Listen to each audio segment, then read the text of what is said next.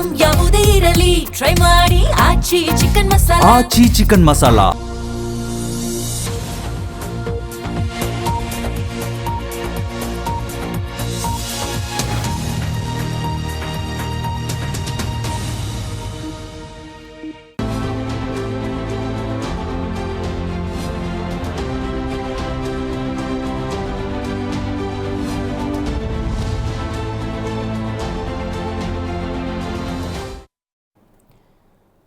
ನಮಸ್ಕಾರ, ಜಿ ಸಂವಾದಕ್ಕೆ ಸ್ವಾಗತ.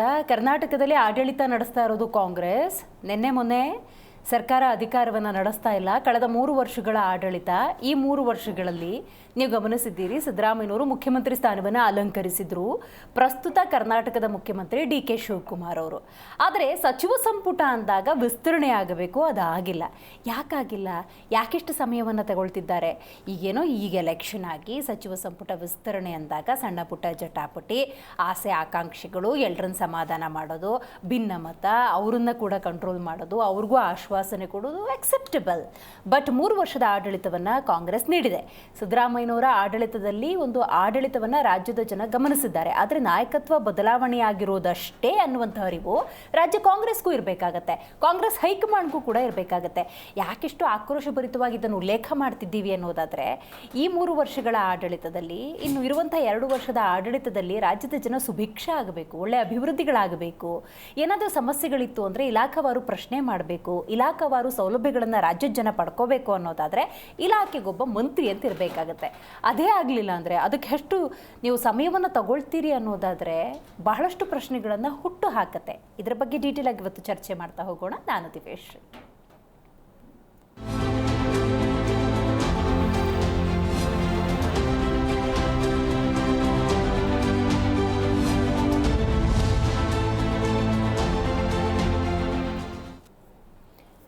ಕಾಂಗ್ರೆಸ್ ಒಂದು ಸಮಸ್ಯೆ ಇದೆ. ಯಾಕಂತ ಹೇಳಿದ್ರೆ ಬಹುತೇಕ ಕಾಂಗ್ರೆಸ್ ಅಂದಾಗ ಹಿರಿಯ ನಾಯಕರ ಸಂಖ್ಯೆ ಜಾಸ್ತಿ, 4-5 ಬಾರಿ ಶಾಸಕರಾದವರ ಸಂಖ್ಯೆ ಜಾಸ್ತಿ, 4-5 ಬಾರಿ ಶಾಸಕರಾಗಿದ್ದರೂ ಕೂಡ ಸಚಿವ ಸ್ಥಾನ ಸಿಗದವರ ಸಂಖ್ಯೆ ಜಾಸ್ತಿ.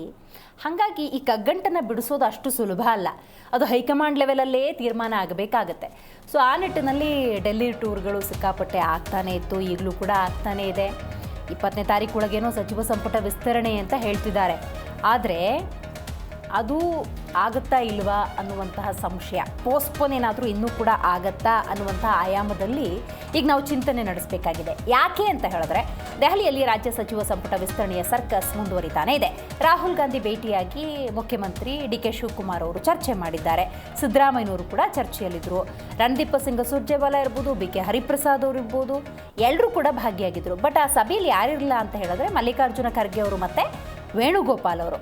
ನಾಯಕರಿಲ್ಲದ ಹಿನ್ನೆಲೆಯಲ್ಲಿ ಸಭೆ ಅರ್ಧಕ್ಕೆ ಮೊಟಕಾಗಿದೆ. ಅಂದರೆ ಒಂದಷ್ಟು ಅಭಿಪ್ರಾಯಗಳ ಸಂಗ್ರಹ ಆಗಿದೆ, ಇಂಟ್ರಾಕ್ಷನ್ ಆಗಿದೆ, ಬಿಟ್ಟರೆ ಡಿಸಿಷನಿಗೆ ಬಂದಿಲ್ಲ. ಸಂಪುಟ ವಿಸ್ತರಣೆ ಬಗ್ಗೆ ಅಂತಿಮ ತೀರ್ಮಾನ ಅಂತೂ ಹೊರಗೆ ಬಂದಿಲ್ಲ.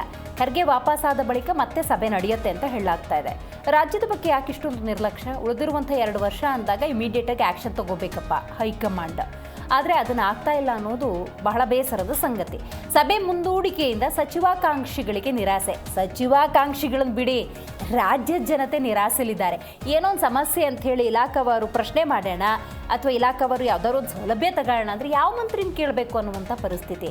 ಅಧಿಕಾರಿಗಳಿರ್ಬೋದು, ಆದರೆ ಇಲಾಖೆಗೆ ಸಂಬಂಧಪಟ್ಟಂಥ ನಾಯಕ ಇದ್ದರೆ, ಸಚಿವರಿದ್ದರೆ ಅದು ಸರಿಯಾದ ರೀತಿಯಲ್ಲಿ ಪರಿಣಾಮಕಾರಿಯಾಗಿ ಕೆಲಸ ಮಾಡೋದಕ್ಕೆ ಸಾಧ್ಯ ಆಗುತ್ತೆ.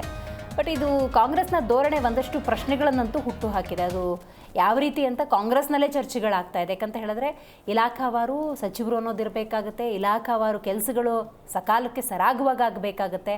ಇನ್ನು ಡಿ.ಕೆ. ಶಿವಕುಮಾರ್ ಅವರು ಮುಖ್ಯಮಂತ್ರಿ ಆಗಿರುವ ಸಂದರ್ಭದಲ್ಲಿ ಅವ್ರ ಸ್ಪೀಡು, ಅವರ ಯೋಚನೆ, ಅವರ ಇಚ್ಛಾಶಕ್ತಿ ಒಂದು ಮೂಮೆಂಟಲ್ಲಿ ನಡೀತಾ ಇದ್ರೂ ಕೂಡ ಉಳಿದ ಇಲಾಖೆಗಳು ಅಲ್ಲೇ ನಿಂತ್ಕೊಂಡ್ಬಿಟ್ರೆ, ಅಂದರೆ ಒಂದು 6 ಸಬ್ಜೆಕ್ಟ್ ಇದೆ ಅಂದ್ಕೊಳ್ಳಿ, ಒಂದು ಸಬ್ಜೆಕ್ಟ್ ಮಾತ್ರ 100ಗೆ 100 ತೊಗೊಂಡು ಉಳಿದಿದ್ದೆಲ್ಲ 32, 18, 12 ತೊಗೊಂಡ್ರೆ ಫೇಲ್ ಅಂತಲೇ ಅರ್ಥ.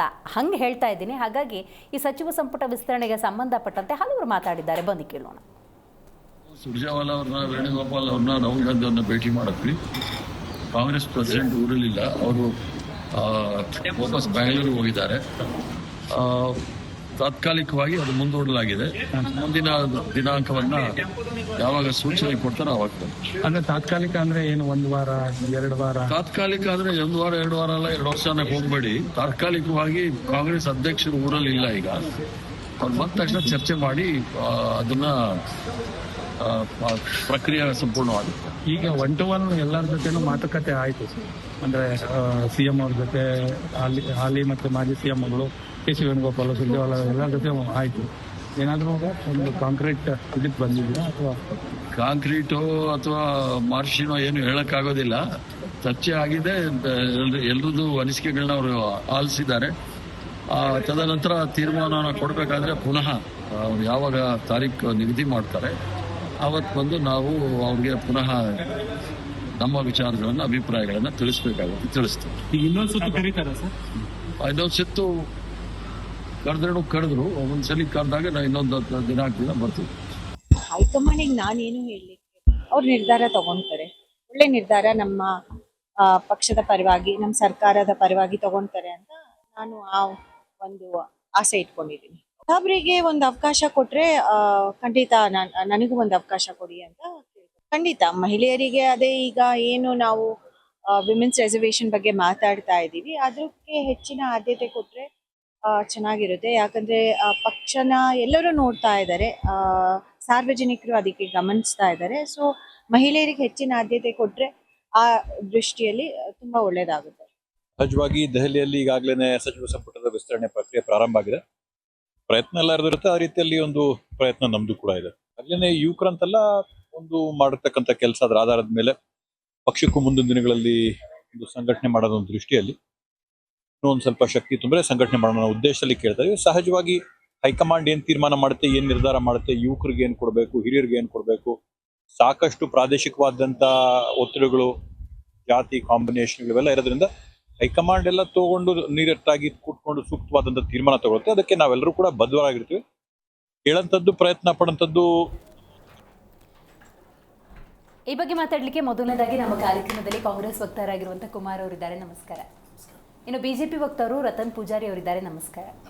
ಕುಮಾರ್ ಅವರು, ನೀವು ಹೇಳಬೇಕು, DK ಶಿವಕುಮಾರ್ ಒಬ್ಬರೇ 100ಗೆ 100 ತಗೊಂಡ್ರೆ ಸಾಕ, ಉಳಿದವರು ತಗೊಳ್ಳೋದು ಬೇಡವಾ?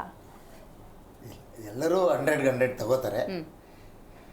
ಈ ಹಿಂದೆ ಇದ್ದಂಥ ನಮ್ಮ ಹಿರಿಯರಾದಂಥ ಗಟ್ಟಿ ಧ್ವನಿಯಾಗಿ ಕರ್ನಾಟಕದ ಜನರ ಎಲ್ಲ ಕಷ್ಟ ಸುಖಗಳಿಗೆ ಪ್ರತಿದಿನ ಸ್ಪಂದನೆ ಏನು ಸಿಕ್ತಿತ್ತು, ನೀವು ಅದನ್ನೇ ಆಶಯ ಮಾಡ್ತಿದ್ದೀರಿ ಈಗ ಅಂತ ನಾನು ಭಾವನೆ ಮಾಡಿಕೊಂಡು, ಖಂಡಿತವಾಗಿಯೂ ಅದಕ್ಕಿಂತ ಇನ್ನೂ ಹೆಚ್ಚು ಉತ್ಸಾಹದಿಂದ, ಹೆಚ್ಚು ಕಾರ್ಯಕ್ರಮಗಳ ಆಧಾರಿತವಾಗಿ, ಮತ್ತು ನಾವು ಏನು ಚುನಾವಣೆಗೆ ಮುಂಚೆ ನಮ್ಮ ಮ್ಯಾನಿಫೆಸ್ಟೋಲ್ಲಿ ಏನೇನು ವಿಷಯಗಳು ಹೇಳಿದ್ವೋ ಅದನ್ನು ಜನರಿಗೆ ಅನುಷ್ಠಾನ ಮಾಡೋದಕ್ಕೆ ನಮ್ಮ ಪಕ್ಷದ ಅಧ್ಯಕ್ಷರಾಗಿ ಅಂದು ಏನು ಪರಮೇಶ್ವರ್ ಅವರ ನೇತೃತ್ವದಲ್ಲಿ ಮ್ಯಾನಿಫೆಸ್ಟೋ ಕಮಿಟಿ ಏನಿತ್ತು ಅದೇನು ಕೊಟ್ಟಿದ್ದಾರೋ ಅದನ್ನು ಚಾಚೂ ತಪ್ಪದೆ ಜನರಿಗೆ ತಲುಪಿಸೋ ಕೆಲಸವನ್ನು ಮಾಡಲಾಗುತ್ತೆ.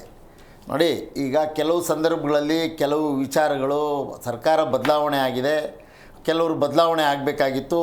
ಹಾಗಾಗಿ ನೀವೇ ಹೇಳ್ದಂಗೆ 2.5 ವರ್ಷ 3 ವರ್ಷ ಅವರಿದ್ರು ಇವರಿದ್ರು ಅಂತ ಪ್ರತಿದಿನ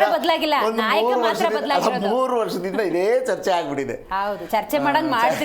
ಆಗ್ಬಿಟ್ಟಿದೆ. ಆ ಥರದ್ದು ಒಂದು ಜನರ ಮನಸ್ಸಿಗೆ ತುಂಬಿ ಇಂಥವ್ರ ಮಂತ್ರಿ ಆಗ್ಬೋದು, ಹಾಗೆ ಆಗ್ತಾರೆ ಅನ್ನೋದನ್ನ ಜನರಿಗೂ ಗೊತ್ತಾಗ್ಬಿಟ್ಟಿದೆ.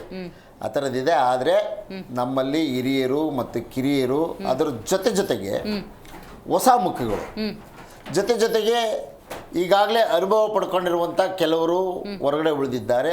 ಅವರನ್ನು ಸೇರಿಸ್ಕೊಂಡಂತೆ ಸಚಿವ ಸಂಪುಟ ವಿಸ್ತರಣೆ ಆಗೋದು ಖಂಡಿತವಾಗಿ ಆಗತ್ತೆ. ಏನು 20 ಖಾಲಿ ಇದೆ ಅದನ್ನು ಪೂರ್ತಿ ಮಾಡುವಂಥ ಜವಾಬ್ದಾರಿ ನಮ್ಮ ಮಾನ್ಯ ಮುಖ್ಯಮಂತ್ರಿಗಳು. ಈಗಾಗಲೇ ಅವರ ತಲೆಯಲ್ಲಿ ಯಾರ್ಯಾರಿಗೆ ಯಾವ್ಯಾವ ಖಾತೆ, ಯಾವ್ಯಾವ ಜಿಲ್ಲೆ, ಯಾವ್ಯಾವ ಚಟುವಟಿಕೆಯಲ್ಲಿ ಅವರು ಹೆಚ್ಚು ಆಸಕ್ತಿ ತೋರಿಸಿದ್ದಾರೆ ಮತ್ತು ಇಡೀ ರಾಜ್ಯದ ತುಂಬ ಓಡಾಟ ಮಾಡಿ ಜನರ ಚಟುವಟಿಕೆಗಳನ್ನು, ಏನು ಕೃಷ್ಣ ಬೈರೇಗೌಡರು ನೀವು ನೋಡ್ತಾ ಇದ್ದೀರಿ, ಸಂತೋಷ್ ಲಾಡ್ ಅಂತವ್ರು ಇದ್ದರು, BZ ಜಮೀರ್ ಅಹಮದ್ ಖಾನ್ ಅಂತವ್ರು ಇದ್ದರು, ಏನು ಕೆಲಸ ಮಾಡ್ತಿದ್ರು ಅದಕ್ಕಿಂತ ಹೆಚ್ಚಿನ ರೀತಿಯಲ್ಲಿ ಕೆಲಸ ಮಾಡೋರು ಯಾರು ನನಗೆ ಸಂಪುಟದಲ್ಲಿ, ನನಗೂ ಮತ್ತು ಮುಂದೆ ಬರುವಂಥ ಚುನಾವಣೆ ಸಂದರ್ಭದಲ್ಲಿ ನಮ್ಮ ಪಕ್ಷದ ಕಾರ್ಯಕ್ರಮಗಳನ್ನು ಚಾಚೂ ತಪ್ಪದೆ ಜನರಿಗೆ ಮುಟ್ಟಿಸೋಕ್ಕೆ ಕಟಿಬದ್ಧರಾಗಿರುವಂಥವ್ರು ಮತ್ತು ನಮ್ಮ ಪಕ್ಷದ ಕಾರ್ಯಕ್ರಮಗಳ ಜೊತೆಗಿರುವಂಥವ್ರು, ಪಕ್ಷ ನಿಷ್ಠೆಯನ್ನು ತೋರಿಸ್ಕೊಂಡು ಬಂದಿರುವಂಥವ್ರು ಮತ್ತು 3, 4, 5, 6 ಬಾರಿ ಗೆದ್ದಿರುವಂಥವ್ರು ಮತ್ತು ಎಲ್ಲೋ ಕೆಲವು ಸಣ್ಣ ಸಣ್ಣ ಸಮಾಜಗಳಿಗೆ ಅವಕಾಶ ಸಿಕ್ಕಿಲ್ಲ. Correct. ಅಂಥ ಸಮುದಾಯದವರು ಇವ್ರನ್ನೆಲ್ಲ ಮನಸ್ಸಲ್ಲಿಟ್ಕೊಂಡು ಮಾನ್ಯ ಮಾಜಿ ಮುಖ್ಯಮಂತ್ರಿಗಳಾದಂಥ ಶ್ರೀ ಸಿದ್ದರಾಮಯ್ಯನವರು ಹಾಗೂ ಈಗ ಹಾಲಿ ಮುಖ್ಯಮಂತ್ರಿ ಇರುವಂಥ DK ಶಿವಕುಮಾರ್ ಸಾಹೇಬರು, ನಮ್ಮ ಪಕ್ಷದ ಅಧ್ಯಕ್ಷರು ಹರಿಪ್ರಸಾದ್ ಸಾಹೇಬರು ಮತ್ತು ಕರ್ನಾಟಕದ ಎಲ್ಲ ವಿಚಾರಗಳನ್ನು ತಿಳ್ಕೊಂಡಿರುವಂಥ ನಮ್ಮ ರಾಷ್ಟ್ರೀಯ ಅಧ್ಯಕ್ಷರಾಗಿರುವಂಥ ಮಲ್ಲಿಕಾರ್ಜುನ್ ಖರ್ಗೆ ಸಾಹೇಬರು ಯಾರ್ಯಾರಿಗೆ ಯಾವ್ಯಾವ ಜವಾಬ್ದಾರಿ ಕೊಟ್ಟರೆ ನಮ್ಮ ಕಾಂಗ್ರೆಸ್ ಪಕ್ಷ ಮತ್ತು ಜನತೆಗೆ ನಾವೇನು ಹೇಳಿದ್ದೇವೆ ಅದನ್ನು ಈಡೇರಿಸ್ತಾರೆ ಮತ್ತು ನಮ್ಮ ಎಲ್ಲ ಮಾತುಗಳಿಗೂ ಬೆಲೆ ಬರುವಂತೆ ಕೆಲಸ ಮಾಡ್ತಾರೆ ಅನ್ನೋರನ್ನ ಈಗಾಗಲೇ ಅವರು ನಿಗದಿ ಮಾಡ್ಕೊಂಡಿದ್ದಾರೆ. ಸಮಯ ತುಂಬಾ ಕಮ್ಮಿ ಇದೆ ಆದ್ರೆ ನಿಮ್ಗೆ. ಆದರೆ ಏನಾಗ್ತಿದೆ ಮುಗಿಸ್ಬಿಡ್ತೀನಿ. ಈಗ ಖರ್ಗೆ ಸಾಹೇಬರು ಅವ್ರ ಮನೇಲಿ ತುರ್ತು ಒಂದು ಕಾರ್ಯದ ನಿಮಿತ್ತ ವಾಪಸ್ಸಾಗಿದ್ದಾರೆ.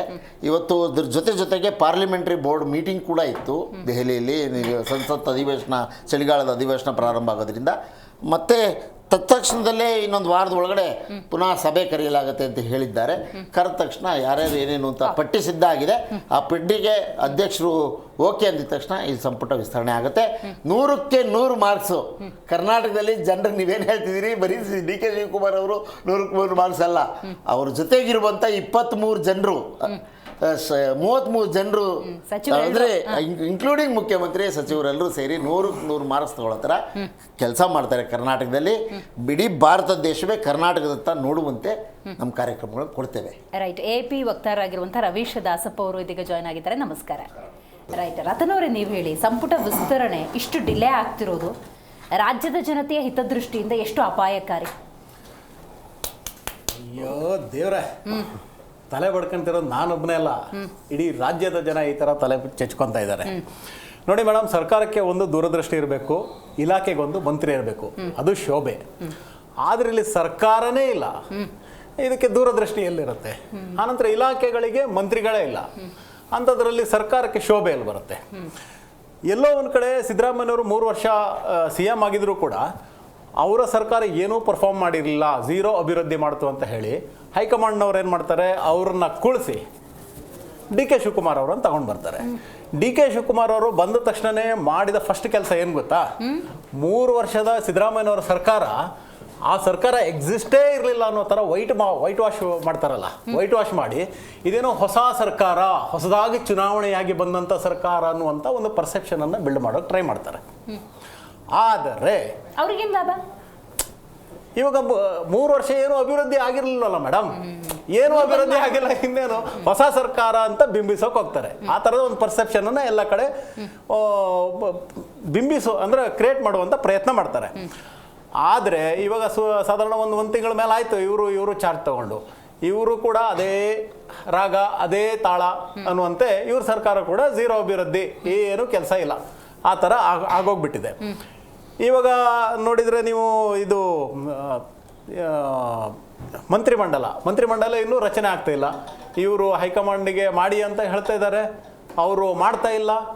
ರಾಹುಲ್ ಗಾಂಧಿ ನೋಡಿದರೆ ಎಲ್ಲೋ ಹೋಗಿ ಇದು ತಿಂಗಳಾನುಗಟ್ಟಲೆ ಇದು ಫಾರಿನಲ್ಲಿ ಹೋಗಿ ಕೂತ್ಕೊತಾರೆ. ಒಟ್ಟಿನಲ್ಲಿ ಹೇಳಿದ್ರೆ ಈ ಹೈಕಮಾಂಡ್ ಅನ್ನುವಂಥದ್ದು ಲೋ ಕಮಾಂಡ್ ಆಗಿ ಎಲ್ಲೋ ಒಂದು ಕಡೆ ನೋ ಕಮಾಂಡ್ ಆಗಿದೆ ಅನ್ನುವಂಥ ಒಂದು ಡೌಟ್ ಬರ್ತಾ ಇದೆ ನನಗೆ. ಅದರಿಂದಾಗಿ ಅವರಿಗೂ ಕಮಾಂಡ್ ಇಲ್ಲ, DK ಶಿವಕುಮಾರ್ ಅವರಿಗೂ ಕಮಾಂಡ್ ಇಲ್ಲ. ಒಟ್ಟಿನಲ್ಲಿ ಅದು ಆಮೇಲೆ ಮಾತಾಡೋಣ. ನೀವು ಇವಾಗ ನಾವು ಕೇಳ್ತಾ ಇರುವಂಥದ್ದು ಇದು ಅಲ್ವಾ, ಮಂತ್ರಿಮಂಡಲದ ಪ್ರಶ್ನೆ ಆಯ್ತಾ? ಅದ್ರ ಬಗ್ಗೆ ನೀವು ಪ್ರಶ್ನೆ ಕೇಳಿದ್ರೆ ನಾನು ಉತ್ತರ ಹೆಂಗಿದೆ ಕಮಾಂಡು ವಿಪಕ್ಷಕ್ಕೆ ಅನ್ನುವಂಥದ್ರ ಬಗ್ಗೆ ನಾನು ಉತ್ತರ ಕೊಡ್ಲಿಕ್ಕೆ ಬಯಸ್ತೀನಿ ಆಯ್ತಾ?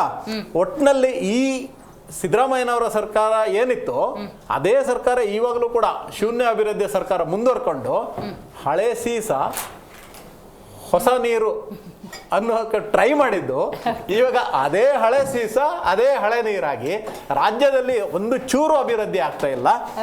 ಎಲ್ಲೋ ಒಂದ್ ಕಡೆ ರಾಜ್ಯದ ಜನ ಭ್ರಮ ನಿರಸನಗೊಂಡಿದ್ದಾರೆ, ಹಿಡಿ ಶಾಪ ಹಾಕ್ತಾ ಇದ್ದಾರೆ ಈ ಸರ್ಕಾರಕ್ಕೆ ಅಂತ ಹೇಳಲಿಕ್ಕೆ ಬಯಸ್ತೀನಿ.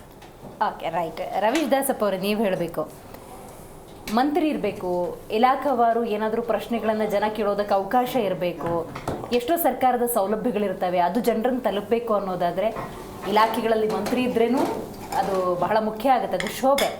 ಆದರೆ ಅದು ತಗೊಳ್ತಿರೋ ಟೈಮ್ ಇದೆಯಲ್ಲ, ವಿಚ್ ಇಸ್ ನಾಟ್ ಡೈಜೆಸ್ಟೇಬಲ್, ಅರ್ಗಿಸ್ಕೊಳಕ್ಕಾಗ್ತಾ ಇಲ್ಲ, ಅಷ್ಟು ಸಮಸ್ಯೆ ಆಗ್ತದೆ. ಯಾಕಂದರೆ ಯಾಕೆ ಇದನ್ನು ಕೇಳ್ತಾ ಇದ್ದೀನಿ ಅಂದರೆ, ಇದು ಹೊಸ ಸರ್ಕಾರ ಅಲ್ಲ, ಈಗ ಚುನಾವಣೆ ಆಗಿ ಸಂಪುಟದ ರಚನೆ ಏನಾಗ್ತಾ ಇಲ್ಲ, 3 ವರ್ಷ ಆಡಳಿತ ಕೊಟ್ಟಿದ್ದಾರೆ, ನಾಯಕತ್ವದಲ್ಲಿ ಅಷ್ಟೇ ಬದಲಾವಣೆ ಆಗಿರೋದು. ಮೇಡಮ್ ಏನಾಗಿದೆ ಅಂದರೆ ಇಲ್ಲಿ ಘಟಾನುಘಟಿ ನಾಯಕರುಗಳ ಸಂಖ್ಯೆ ಜಾಸ್ತಿ ಆಗಿಬಿಟ್ಟಿದೆ. ಕಾಂಗ್ರೆಸ್ ಅದು ದೊಡ್ಡ ಸಮಸ್ಯೆ. ಕಾಂಗ್ರೆಸ್ಗೆ ಯಾವಾಗಲೂ ಕಾಂಗ್ರೆಸ್ಸೇ ಸಮಸ್ಯೆ ಅನ್ನಂಗೆ ಇದು ಅಕ್ಷರ ಸಹ ಇಲ್ಲಿ ಎಲ್ರಿಗೂ ಕಣ್ಣಿಗೆ ಕಾಣಿಸ್ತಾ ಇದೆ. ಯಾಕೆಂದರೆ BJP-ನಲ್ಲಿ ಹೆಂಗೆ ನಾಯಕರ ಸಂಖ್ಯೆ ಕ್ಷೀಣಿಸ್ತಾ ಇದೆ, ಕಾಂಗ್ರೆಸ್ಸಲ್ಲಿ ಕರ್ನಾಟಕದಲ್ಲಿ ನಾಯಕರು ಒಬ್ರಿಗಿಂತ ಒಬ್ಬರು ನಾಯಕರುಗಳಿದ್ದಾರೆ. ಆ ಪೈಪೋಟಿನೂ ಹಂಗೆ ಇದೆ, ಅರ್ಹತೆಯೂ ತುಂಬ ಜನಕ್ಕಿದೆ, ಅದರಲ್ಲೇನು ಎರಡು ಮಾತೇ ಇಲ್ಲ. ಯಾಕೆಂದರೆ ಇರೋದನ್ನ ನಾವು ಹೇಳಬೇಕಾಗುತ್ತೆ. ಹಂಗಾಗಿ ಅವ್ರಿಗೆ ಮಂತ್ರಿಮಂಡಲನ ರಚನೆ ಮಾಡೋಕ್ಕೆ ತುಂಬ ಕಷ್ಟಕರವಾಗಿದೆ.